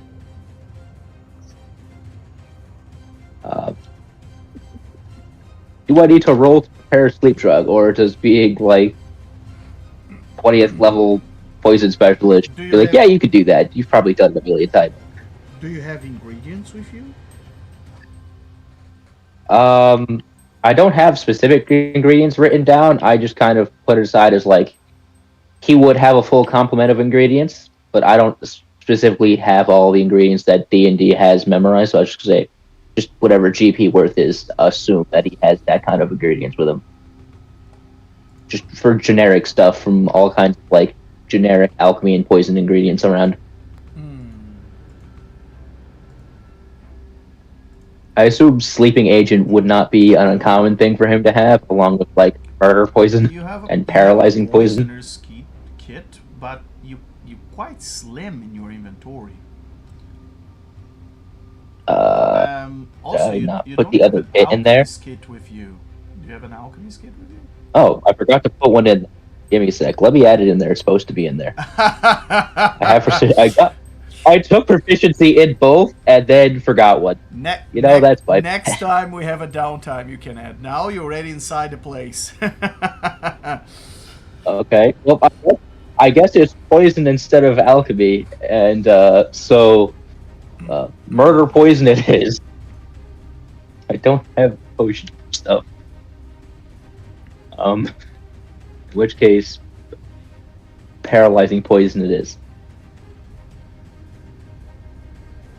Very well. I don't know what the rules for non-damaging poisons are.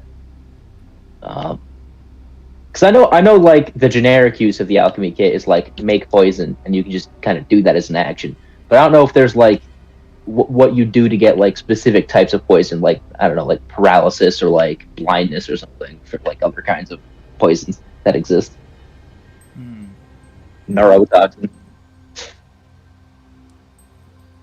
Well, you would need, for paralysis, you would need some special ingredients for that. It can't just be your default poisoner's kit that you get in every corner store in your big cities. It needs to be, you need to get some ingredients for that. Yeah, my lack of D&D knowledge is kind of biting me here because I don't actually know what he would need. Like as a character, I know he would have like all sorts of poisons with him, but I just don't know like as a player what specifically that entails beyond just saying he has that stuff. Here's the basic principle. If something can paralyze, if you find a creature that can paralyze someone, take the gland out of that creature. Try to squeeze some of that, some juice of that creature into a pot. and and then you make a good poison out of it. So So harvest. let's see. That's What- the answer. So okay, or specialized shops, I guess. Sell monster bits. Oh yes. So go to specialized shops and say, "Give me one of everything," and then carry with you a very big bag of holding that can carry one of everything. That's I another think. solution. Do I have a bag? I think I might have. I think I have a bag of. Yeah, I have a bag of holding, so I could totally gather all that. So I guess without. Since we haven't actually been to any cities in character, I don't really know if I can have any of that stuff preloaded. But because if not, it's just gonna be straight murder poison, and not anything cool. Yeah. If it's not in your inventory, it's not preloaded. You gotta go with the flow. Sometimes you Shame. need a rope, and you forgot to pack one. Sometimes you need a candle, you forgot to pack one. Sometimes you need, holy water, you forgot to pack. It happens, Ironically, I have a rope of climbing specifically for that exact situation. I made sure to get a rope. Grunge, it's I'm like, one of we're gonna those have to days climb down somewhere. you left home, and you're like, I'm already here now. I've been traveling for 2 days, and I forgot my other bag of holding that had all this stuff inside. Oh no, I brought the wrong bag of holding. Oh, god damn it. Okay, in that case,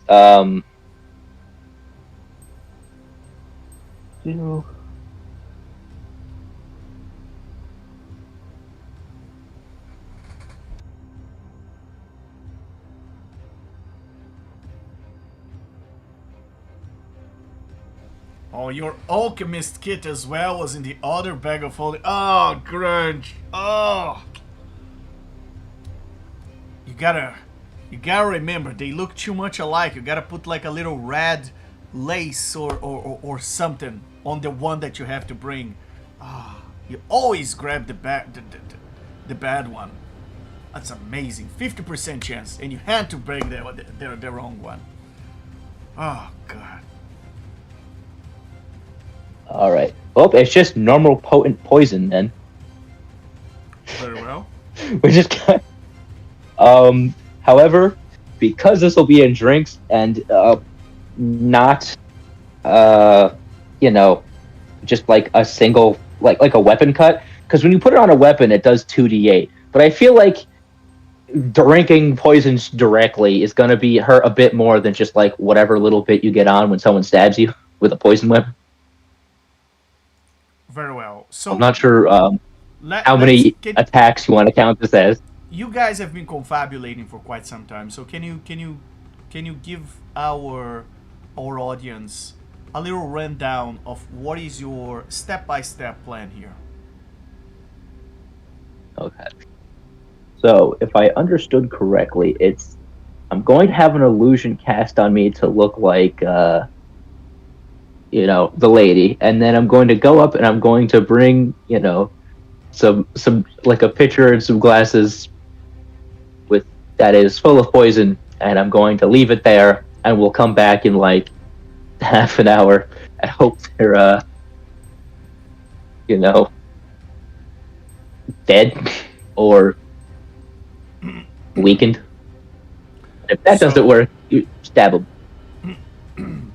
So you want to, one, use your charm against the lady at the south of this room, the one that's serving drinks, to get some of this flowery, organic, gluten-free drinks, and then you want to put your potent poison inside. You want to go upstairs, pretend to be her, and give the drinks to the devils upstairs, and then wait about half an hour and come back to see if they're still alive. One addendum to that. I don't think we actually need to use our charms on the lady. She's giving away the drinks for free. Just ask for a tray while we sit here and wait, and then just take that upstairs. Yeah. Not even need charge. Just like, can we just have like a pitcher for us to sit here? Oh, I mean, I think we just go in and say like, yeah. I think let's just we'll take the whole tray. Thanks. I'm sure you can get another one. Oh yes, of course. We seem to have a long wait. Oh, of course. Master is making you wait. No problem. He is a very busy person. And she puts the tray here in this little side table to you, and she leaves.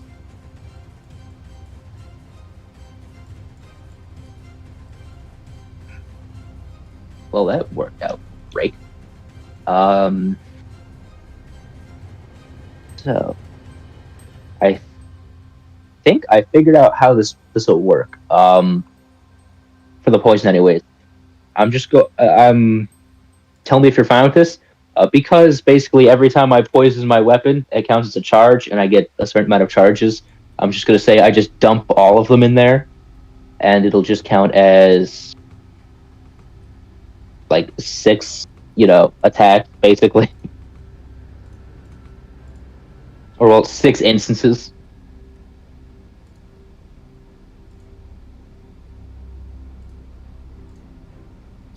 Actually, wait, I can just send the that's not what I wanted to do. I wanted to send the feature so you can see what I'm looking at. Very well. Nope.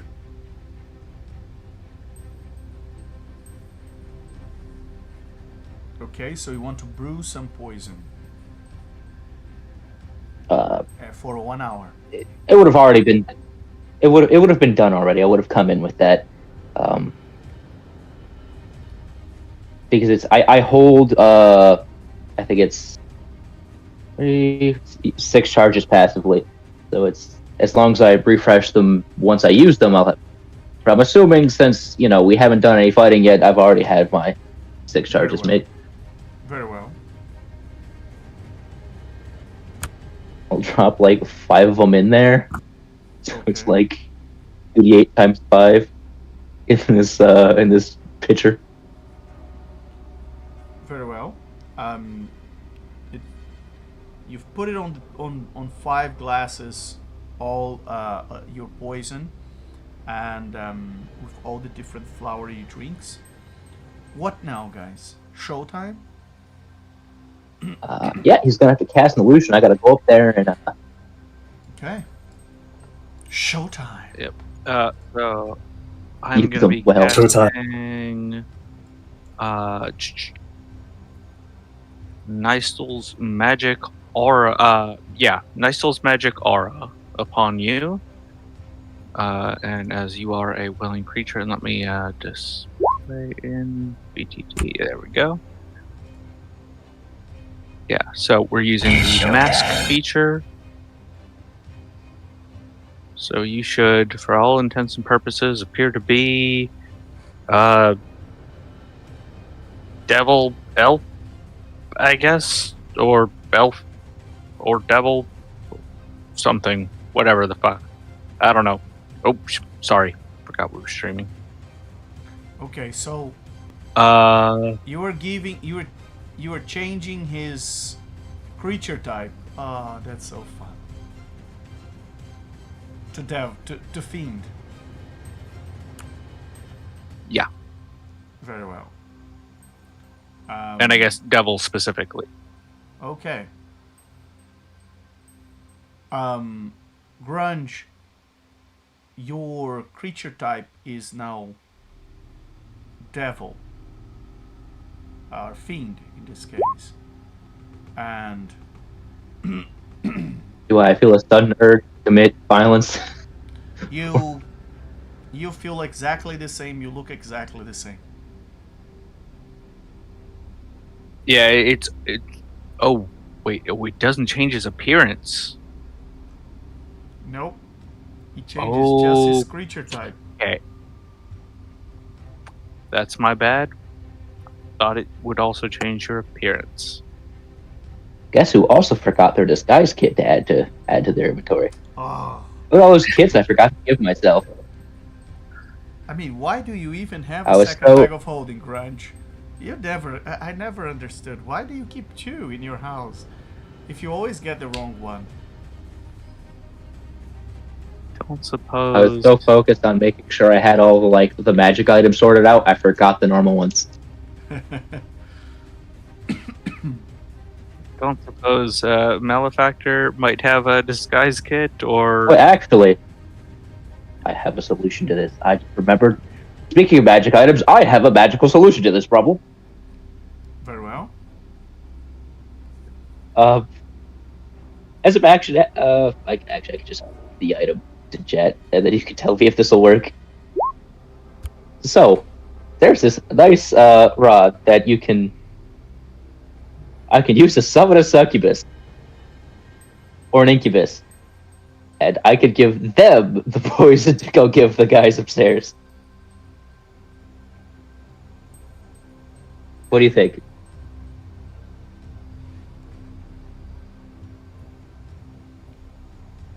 A succubus. No, I'm just processing this.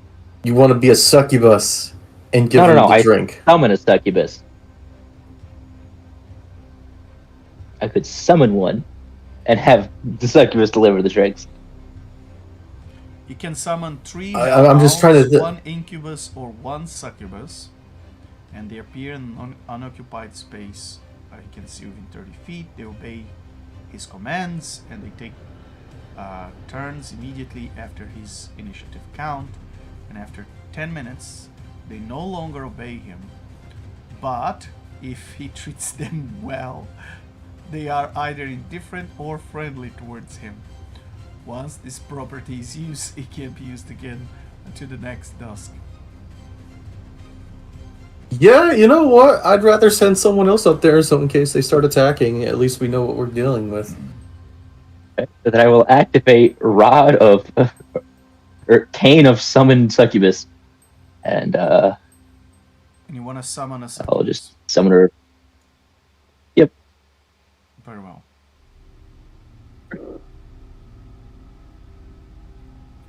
before we do that, never mind. It's already. I mean, you can say something before it pops up, right?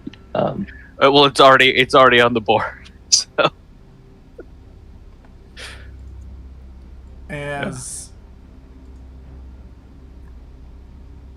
As she appears and she's somewhat confused, she looks at you and she says, "Who are you? Why you summon you?"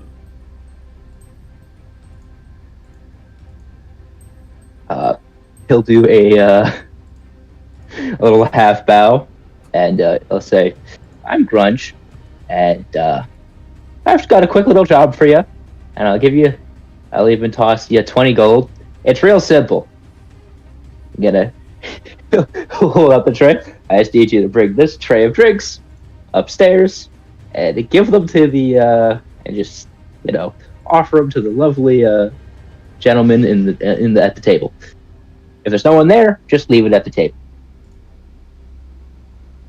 and that's it. And then you're free to go, and I'll even give you a nice reward." I must say, I must do what you tell me to do. And she grabs the drinks, and she starts to climb the I'll hand her stairs. 20 gold. 20 gold. Yep, 20 gold. You've really paid attention to Sure, that part of treating her well. Very well. Easy, simple job with easy pay. Okay. So there she goes in her leathery bikini, high boots, and all the apparatus of a succubus. And as she climbs up there, you can no longer hear her footsteps, and well, you cannot hear what is happening up there. Any of you guys want to try and go up or check or see what's going on?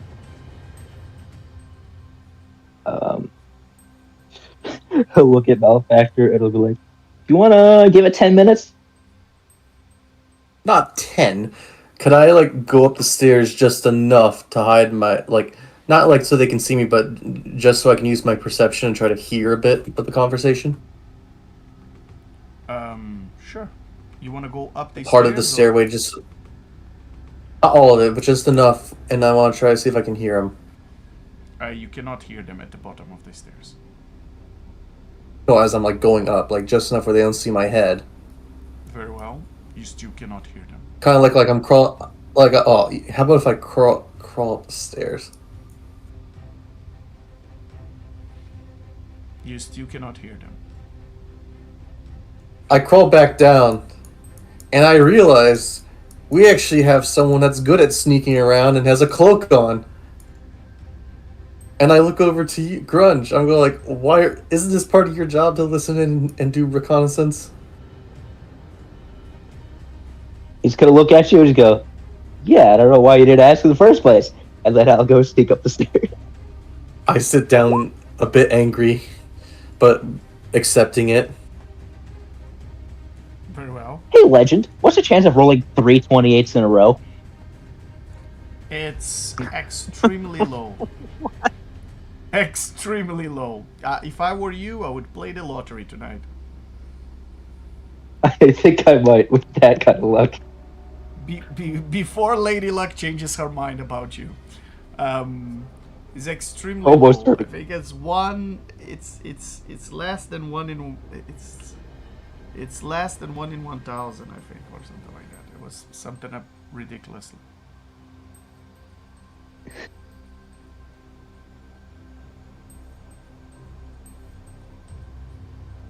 Alright, I will sneak up the stairs.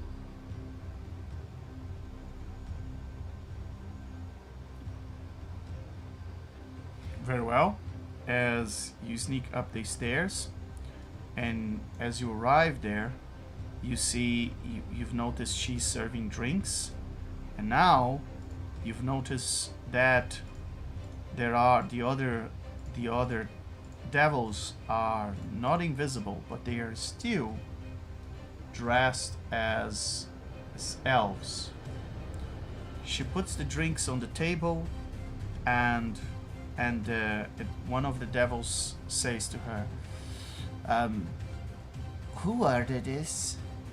I didn't ask any succubus to come and serve us drinks." "This is very suspicious." "I agree. This is particularly suspicious. Why would they send a succubus to serve us drinks?" "I agree as well. I think something is afoot here. Someone is trying to trick us." "What is your name, creature?" "I'm you." "Your name is you?" "Yes." "You succubus?" "Yes." My God. What are they doing these days in the Nine Hells? Naming creatures. Well, let's focus on the task at hand. Dear you, do you work for someone? Yes. Who do you work for? Are you here to see the High Mage? I work for my master. I don't know who the High Mage is. And who is your master? I don't know his name. The master is that has the cane that summons me. A contractual A contractual succubus. Oh! How low-level creature. I should just dismiss you. I have fulfilled what I came to fulfill. Serve you drinks. I will return to my master now. Well, first we need to understand if what you served us is really drinks. And then that devil puts the finger inside the drink and then just licks it a little bit. And and as he licks it, That's if he's not immune, that's I think that's like an AC 20. this is how he looks like. Pretty. And Oh, oh, indeed. You know, just like your regular devil. And Oh yeah, no, definitely generic, right? yeah, that's like your generic white brand devil. Nothing to worry about. Nothing. oh, legend. And he puts his finger inside and then he licks it and he gives a smile to the others and he says,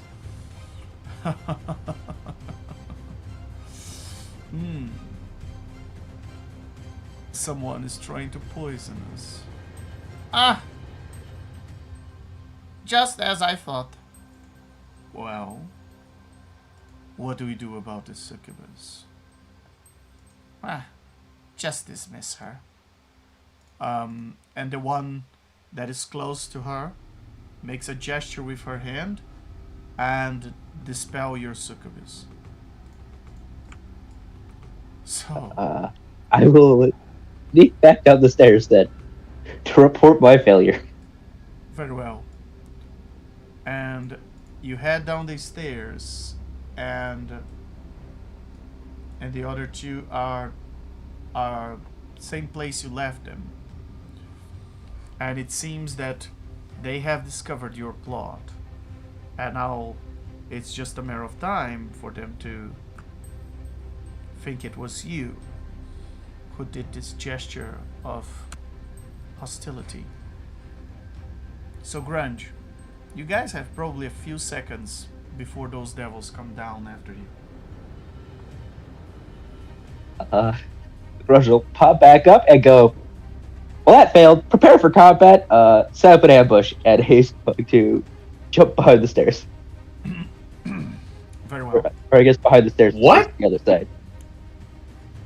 He said it failed. Prepare an ambush, and he's going to jump behind the stairs. I'm gonna play dumb. Corbin's gonna take a giant swig from his mug. There you go. So is things are going all right then? Yeah. Everything's fine. Is this Plan the same B. devil I saw earlier, Legend?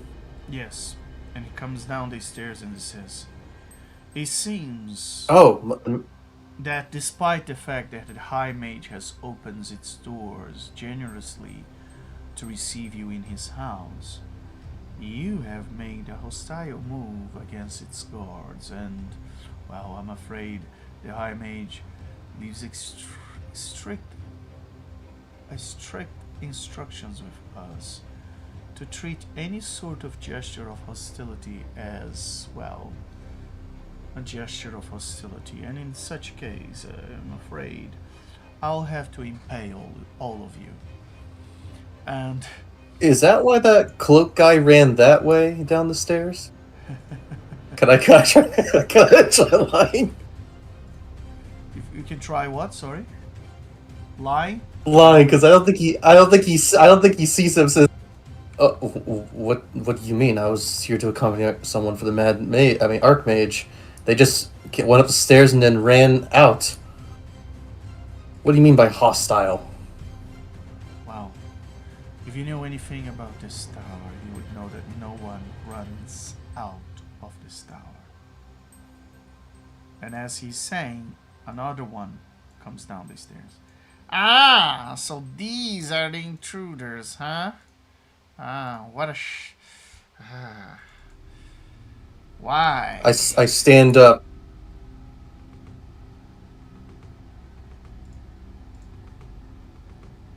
Well, it seems like we are going to have to deal with this ourselves and clean this mess before the mage arrives. I completely agree. I think our actions of violence are justified now. Ha! Ha ha ha! According to the master's rules! And both of them and all of you can roll initiative. Corbin points in the vague direction of the first one that came down. Hey, I remember you. You're one of the upstairs people. I saw you before. Yeah. How's it going? How you doing? Well, I will be doing better after I impale you, dwarf. It doesn't sound fun. That didn't sound fun at all. Oh, quite the contrary. Impaling is a lot of fun for the impaler. I will agree. When I've impaled a few people, it is quite a fun activity. Sounds rude to me. And he takes another giant swig.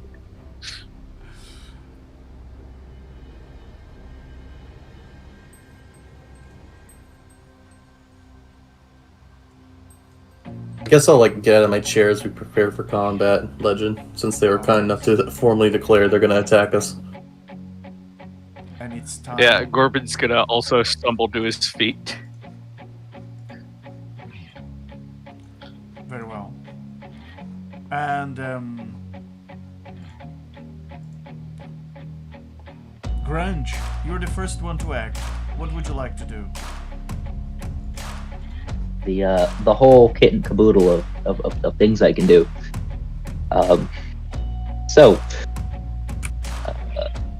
Right. Step 1 is make an attack.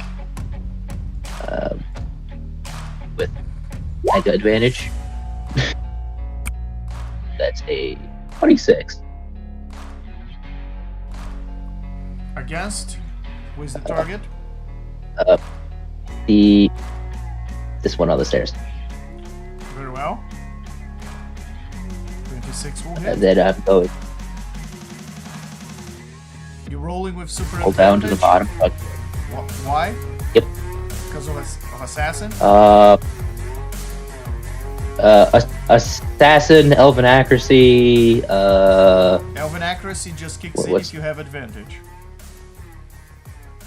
Then it's assassin for Very well. base. And then sneak attack. So it's this one plus Very well. that plus what's the DC for it? It's when you do the that lets me double it. I need to pull up they have a DC to. It's DC 20 con saving throw. The attack is doubled. Very well.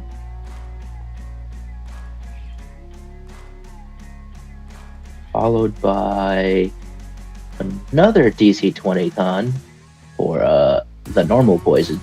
I guess the potent poison that comes with the poison. Failed.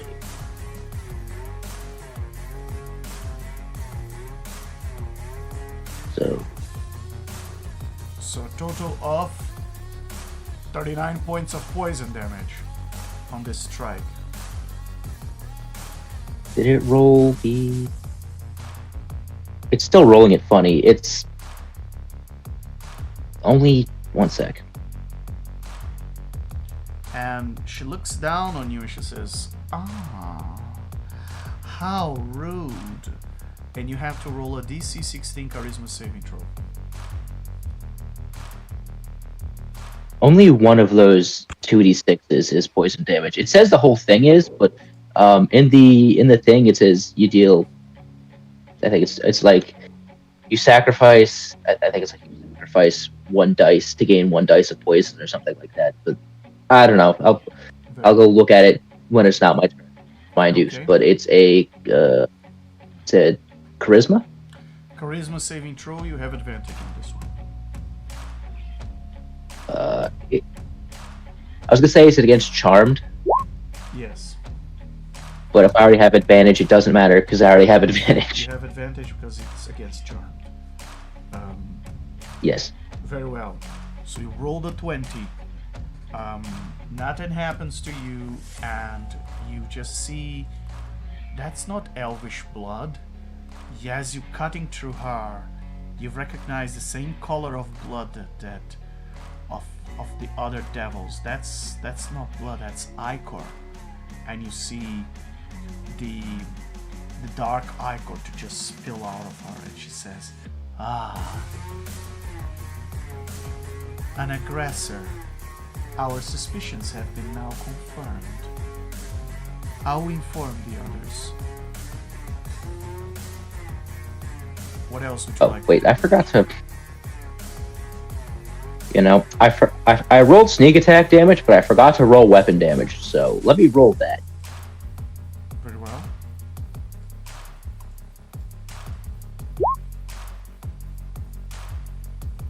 There we go.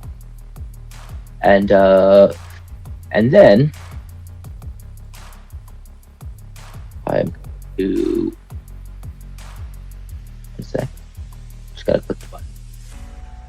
To action search, and I'm gonna shoot her again. Very well. Nat 20. Double damage.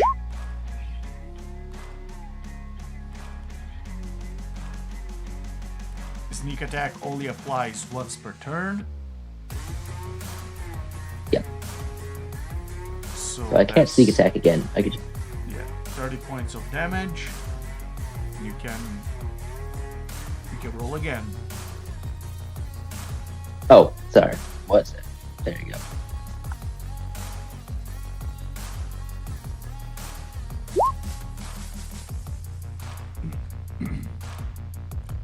And she's in very bad shape after those 2 attacks. It's like,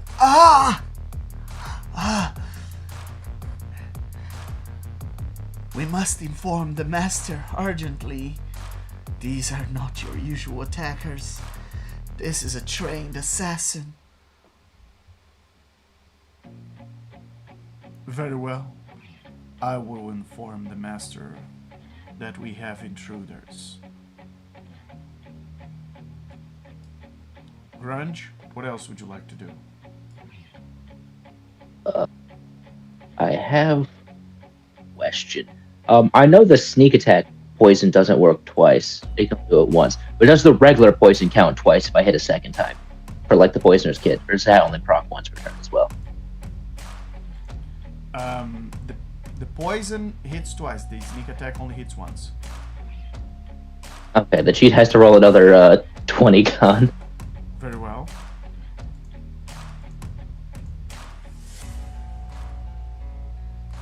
She failed again.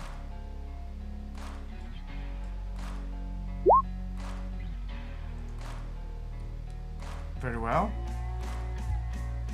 She's And that is the end of my turn. heavily wounded.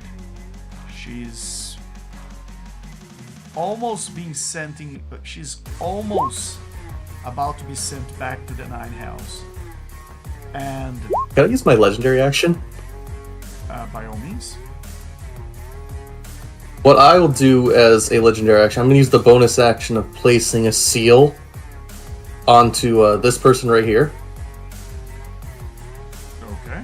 And when that happens, there's going to be 3 passives, and then for my active boon, the active one is going to be Soul's Doom. So anytime they take any instance of damage, they take an extra 6 damage.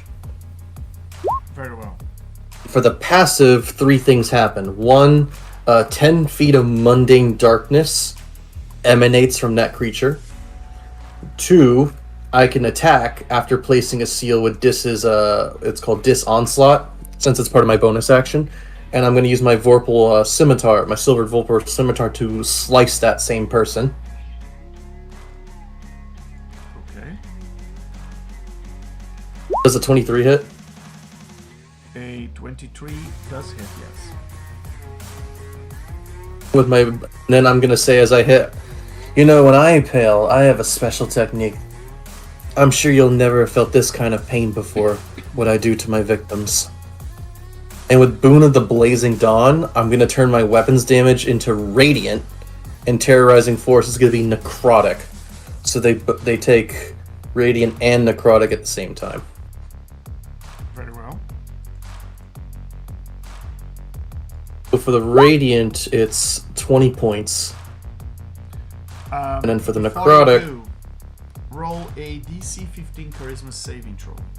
It's against being charmed. As the devil looks at you and says, "Are you sure you want to do that?" With my pass, I say, you know we're both from the Nine Hells, right? You're going to use that on me? And very well. That's 14 points of slashing damage. 20 points of Radiant, because with Boon of the Blazing Dawn, I could choose to make it normal slashing or Radiant damage. Okay. So I'll make it specifically 20 points Radiant. They'll also take 4 points Necrotic. And since, what's it called? It's in darkness with my allies, I have my Strike of the Dark feature as well. So they're going to take 8d8 damage as well.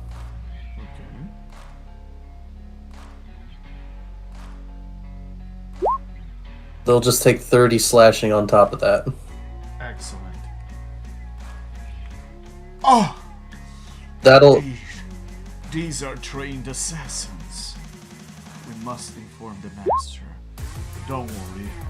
I will be there. I will tell him what's happening. And that ends my legendary action. Very well. Can I use my legendary action now? Yes.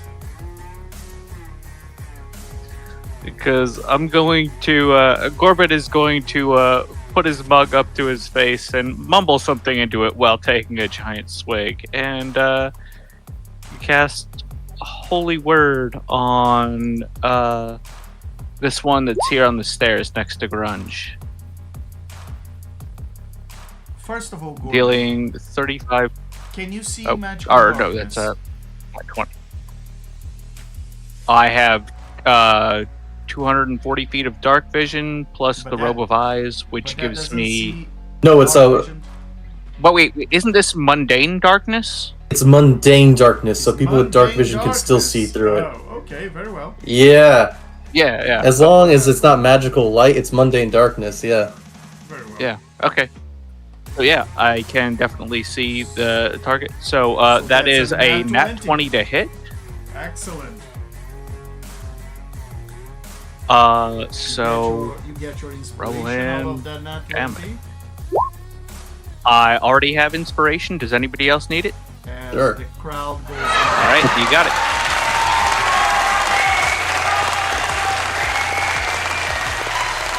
And do I still get to roll the damage twice if it's a magical Yeah, crit, yeah, absolutely. or is that only for melee stuff? No. Oh, awesome. You roll twice. Excellent. Describe your attack to us, Gordon.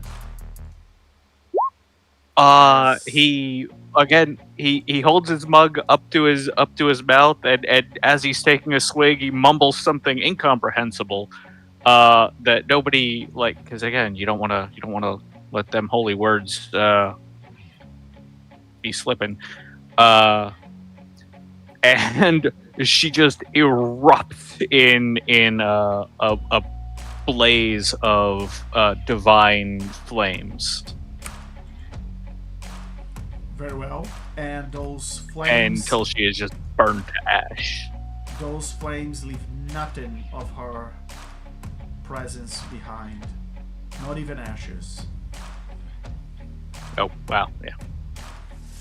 But just as if you were seeing double, a second one comes down the stairs, Corbin.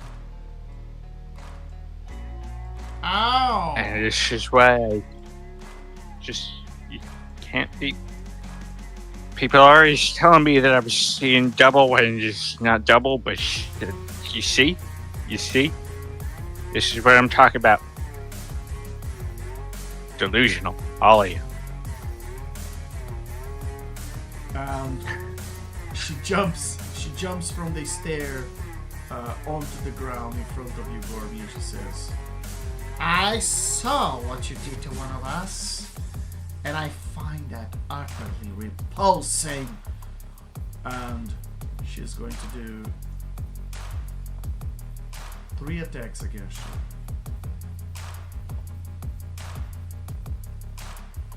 The first one is an 18.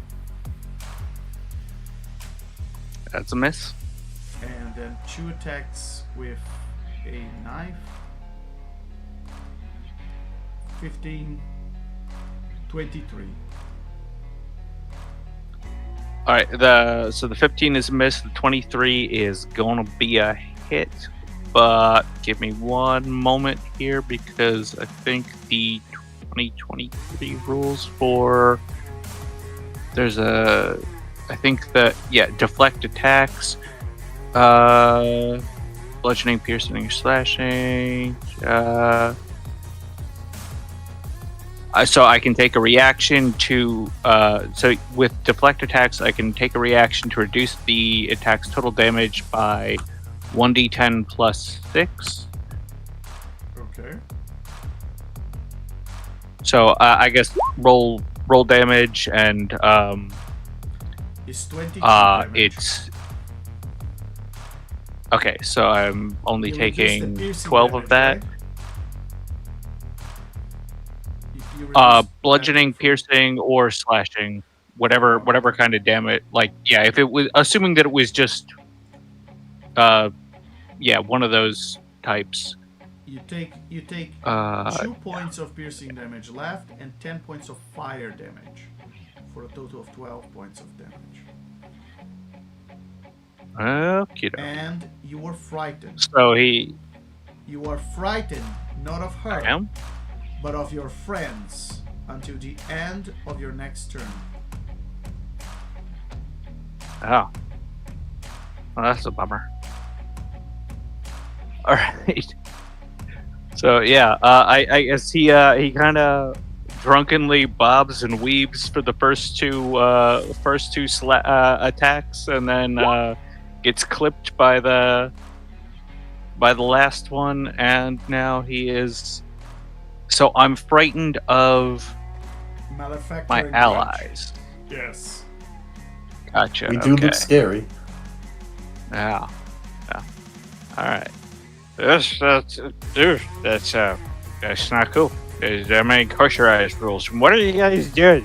Why did you do that? Why did you start this? This is bad things.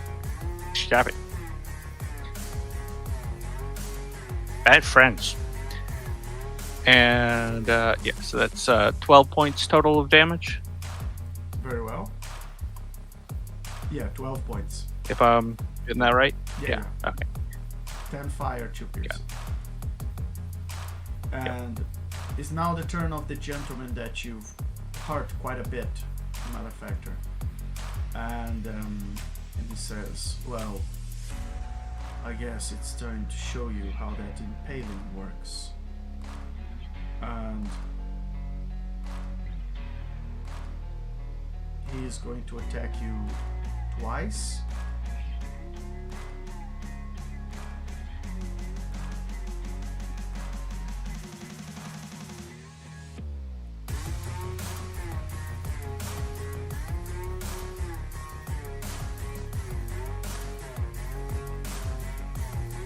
Dear Legend, there's like a silence. Yes, it's taking its time. Very well. Oh, The first one. I'm like, is the a suspense is killing me. I know. The first one's a 19. It took a long time to roll that, and the second one's a nat 20. He hits my armor with the 19. It fails. That natural 20. Ouch. Oh wait, can I use my inspiration? Have him reroll it. Yes. Actually, yeah, I'll use my inspiration to reroll it. And it's now a 12. That Misses just it misses me. twice. Yes. And I say, you make sure to look this way, all right? You got to practice the form. I know I'm a little scary, but I know you can impale me. He says, "Oh, I can see you are trained. Well, I'm not too worried. Master will be here soon. And he is going to leave your presence and climb up these stairs, which gives you an opportunity." Can I get opportunity attack? Yes. All right.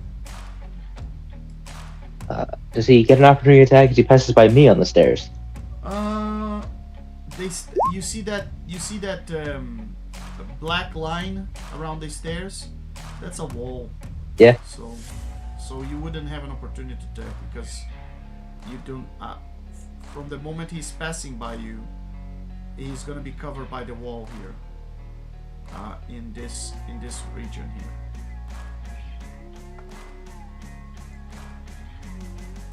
This region here. Yeah. It's a wall. 31 to hit. Yeah. I This is the bottom of the stairs. Okay, very well. Let's give you an opportunity attack as well. Go ahead. 31 will hit. Yes, of course. Roll damage. And add +6 because of Doom to the Soul's Doom, so 17 radiant, Oh, damn. 6 necrotic. And Pius just made the flag of Italy there. question. For what's it called? Like steady aim or something or whatever. Does that count? If I use that during my regular attacks. Does it count for opportunity attacks as well, or would it? No. Does it not like stay applied? No, that's a bonus action. Stay applied. Or no, it's not. It's reduce movement to 0, right? Yes. So steady aim says unless they this is yet another thing that they made it even more peculiar. So steady aim says that where is it? I'm also looking for it. It's out here somewhere. Yeah. As a bonus, Give yourself advantage on your next attack roll on your current turn, provided that you haven't moved during this turn. After you use it, your speed is 0 until the end of the current turn. You're not in a turn. You're using okay. opportunity Yeah. attack. Yes. Thanks. Like,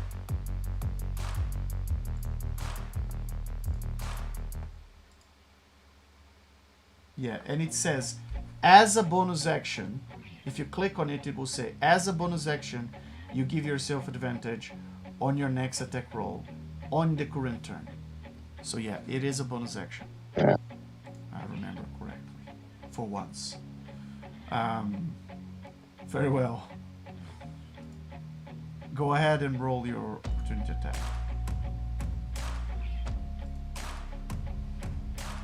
I did. It was nat 1. It was not a nat 1 because. Oh no, it was. It was. You don't have advantage. Very well. Roll a flat d20 for me.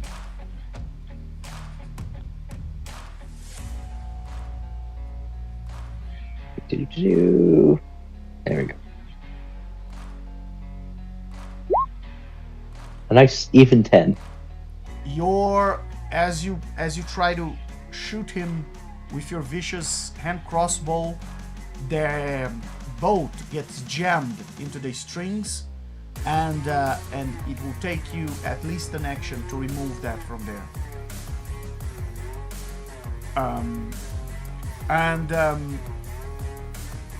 And the devil managed to leave this room and climbs up the stairs, and you know that he's going to call his master and ring the alarm and do everything in his power for you guys to pay for the pain you cause.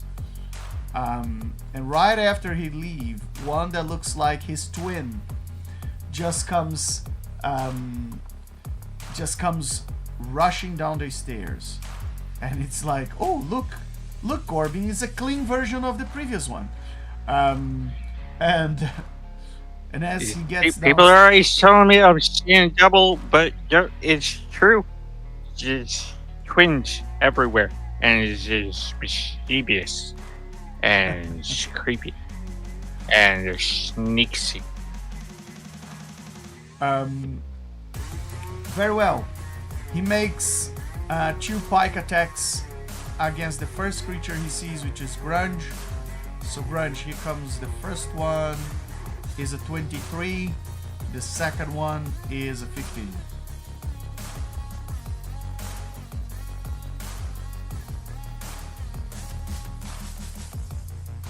I assume that hits. So you take 10 points of piercing damage plus 17 points of fire damage. And it gives automatically 5 points of piercing damage to Malefactor and 5 points of fire damage to Malefactor for a total of 10. So I have, do I have heavy armor master? Hold on.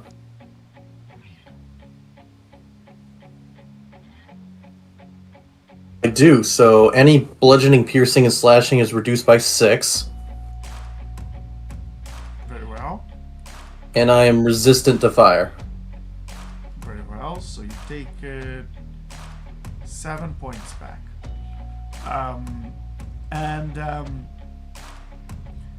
Grunge, you have disadvantage on attack roll made against any creature other than this one until the end of these creatures' next turn.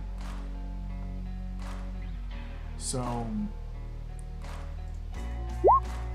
voila. And Malefactor, what would you like to do? How much space is in between this guy and the stairway? Is it like vertical? Like, could I like go up here if I had the ability to fly? No, you have to go through. You have to go through here because of the wall. This is a wall. Okay, so okay, I can't easily make it past him then. I'll look to the one that gave me the fire damage. I'm going like, really? I'm gonna move from this couch right over to here. As a bonus action, I'm gonna place another seal and put on this one. So now I have 2 seals going.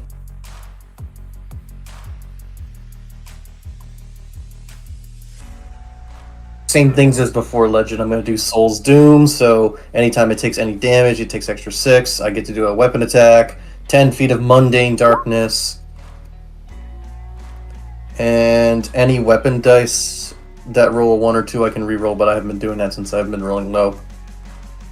Okay.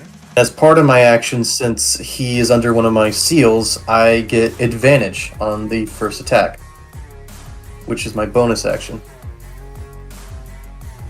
It didn't work last time because I did it as a legendary action instead of doing it on my turn. Very well. With my scimitar, I strike with advantage at that top one.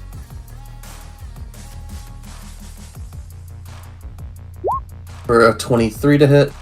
Yeah, that'll hit. Again, I'll do radiant for the weapon damage. So he'll take 21 points of radiant. Very well. 3 points necrotic, and then 8d8 because I struck at one of my what's it called? Interdicted creatures would strike at the dark. Yeah. 34 extra slashing damage. Very well. That's my bonus action. Now for my action. I'm gonna strike him again. And do I technically still have my advantage with Grunge right there? Yes. Alright, and I know my Strike of the Dark only applies for the first time, so I don't get it again. It's a 22 hit. Yes.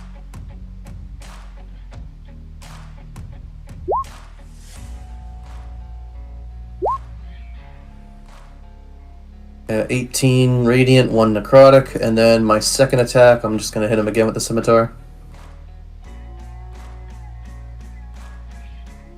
A natural 20. Oh boy. Excellent.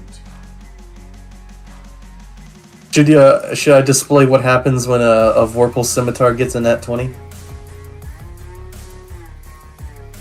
Yeah, please.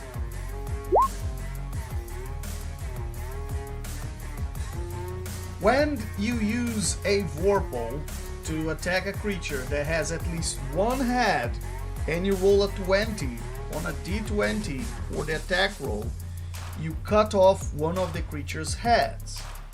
The creature dies if it can survive without the lost head. A creature is immune to this effect if it has immunity to slashing damage, if it doesn't have or need a head, or if the DM decides that the creature is too big for its head to be cut off with this weapon. Such a creature instead takes an extra 30 slashing damage. So, Malefactor, describe your attack to us as you decapitated this creature. I place the seal and first do a strike to impale their chests, giving them radiant and necrotic. And then on the backswing, I just give a slight nick to their hair, realizing I missed the neck. Well, with my last attack, I just take one arm and just clean through the neck as the head flies off and the body goes limp. The body and the head catch this dark flame that consumes them and make them disappear, and send that creature back to the Nine Hells. I'll look at Grunge and Gorban and says, "Take care of this one. I'm gonna go run after the one who's cowardly and runs away." And then I look at this demon intimidating after I decapitated. "Although you'll respawn in the Nine Hells, if you go in my way, I have powerful connections. I'll make your life a living hell there." I roll intimidation. I'm a magistrate, dear. You think you have power connections. I am the law in the Nine Hells. And as you say, Not realizing that's bullcrap. she tries to counter Sorry, go for you, it. so you gotta do a DC 16 charisma saving throw. And it's against being charmed. Very I well. lift up my middle finger and says, "Screw you. Why do all you devils think you can do that to other devils? I'm definitely going to kick your ass in the Nine Hells." And I'm just going to use my movement taking opportunity tech to chase after that other person, Legend. You won't take opportunity attack. She just used her reaction to try and charm you. Okay, well I have 50 speed, so I'll do whatever speed I need to go up here, and hopefully I can catch up to him. Very well. After seeing all that, Gorban is taking another giant swig from his mug and going, "Hey, he's terrifying. It's horrible." So I'm Get away gonna, from me. with my speed, I'm able to catch up and get right in front of him and says, You're not. "Oh, you're you missed not. fun." You're not. It's 30 feet up these stairs. Oh, okay, so wait, hold on. So I did 8 feet to the stairs, I did 30, and I have 12 left. Yeah. Because I have 50 feet. Okay, so... yeah, I'd still be able to catch up right here with them. Yeah. Like, side by side. Yeah. So you watched me just impale and decapitate. Oh, I could show you some great torture methods, but instead you decided to be a coward and run. And I'll end my turn there. Oh. Leave to fight another day, as my master will soon know that you have invaded his lair. Yeah, buy me a drink in the Nine Hells after I kill you. And with that, as the two of you are doing this dance, Corbin, what would you like to do? You are still frightened of grunge, Corbin. Yeah. Now, does frightened mean that I am required to move away from him, or just that I can't move toward him? No, it means that ability checks and attacks that you make have disadvantage, while the source of your if fear they're is within your line against- of sight. Okay. I thought it was And just also, if it was you can't targeted. approach grunge willingly. Gotcha. Okay. Well,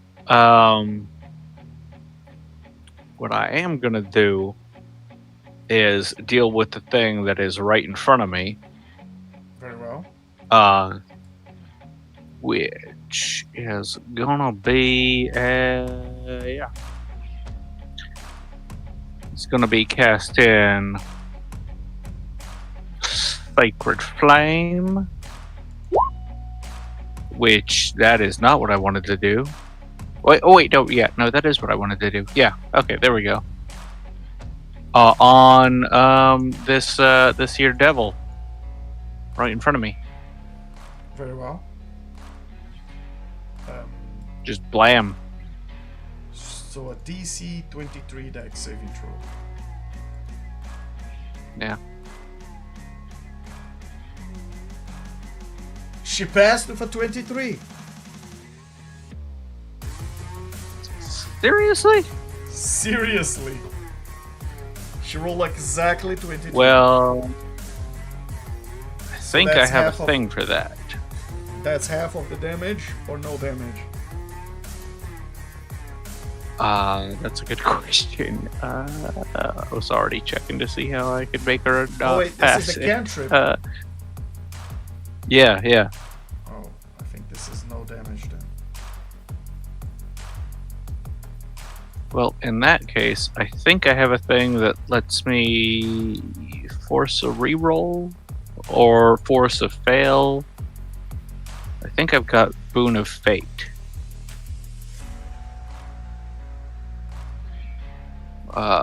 Sorry, 1 second. Too many things on this character sheet. Yeah, Boon of Fate.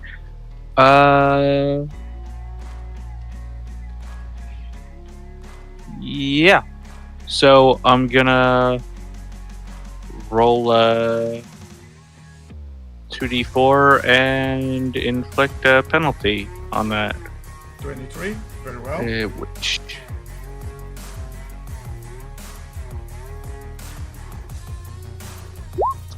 And that's a penalty of 5 against her 23. And now she So she fails. Yes. And she takes 35 points of radiant damage. There's just a beam of light and fire just blasts her like straight down from the ceiling. And as that is a magic action, I am also going to teleport away. Blink step, rather. Very well. Down to, I think, here, because I think it has to be within sight. Yeah. And then I'm going to... I still have a bonus action. What would be a good bonus action? Not really much that I could do useful at the moment as a bonus action, so I'm just gonna... Let's see. That's 10. That's 10. That's 10. Getting away from all these scary people. Very well. And that's my turn. Very well. And with Gorbin heading to hide behind the bushes, we will conclude this session here, and we'll continue these shenanigans in the next one. For those of you who've been watching us throughout this stream, thank you so much for being here, and it's a pleasure having you with us. And we'll continue next weekend. Next Saturday we are back. Have a good Christmas, a good end of year season and holidays, everybody. And we see everyone next Saturday.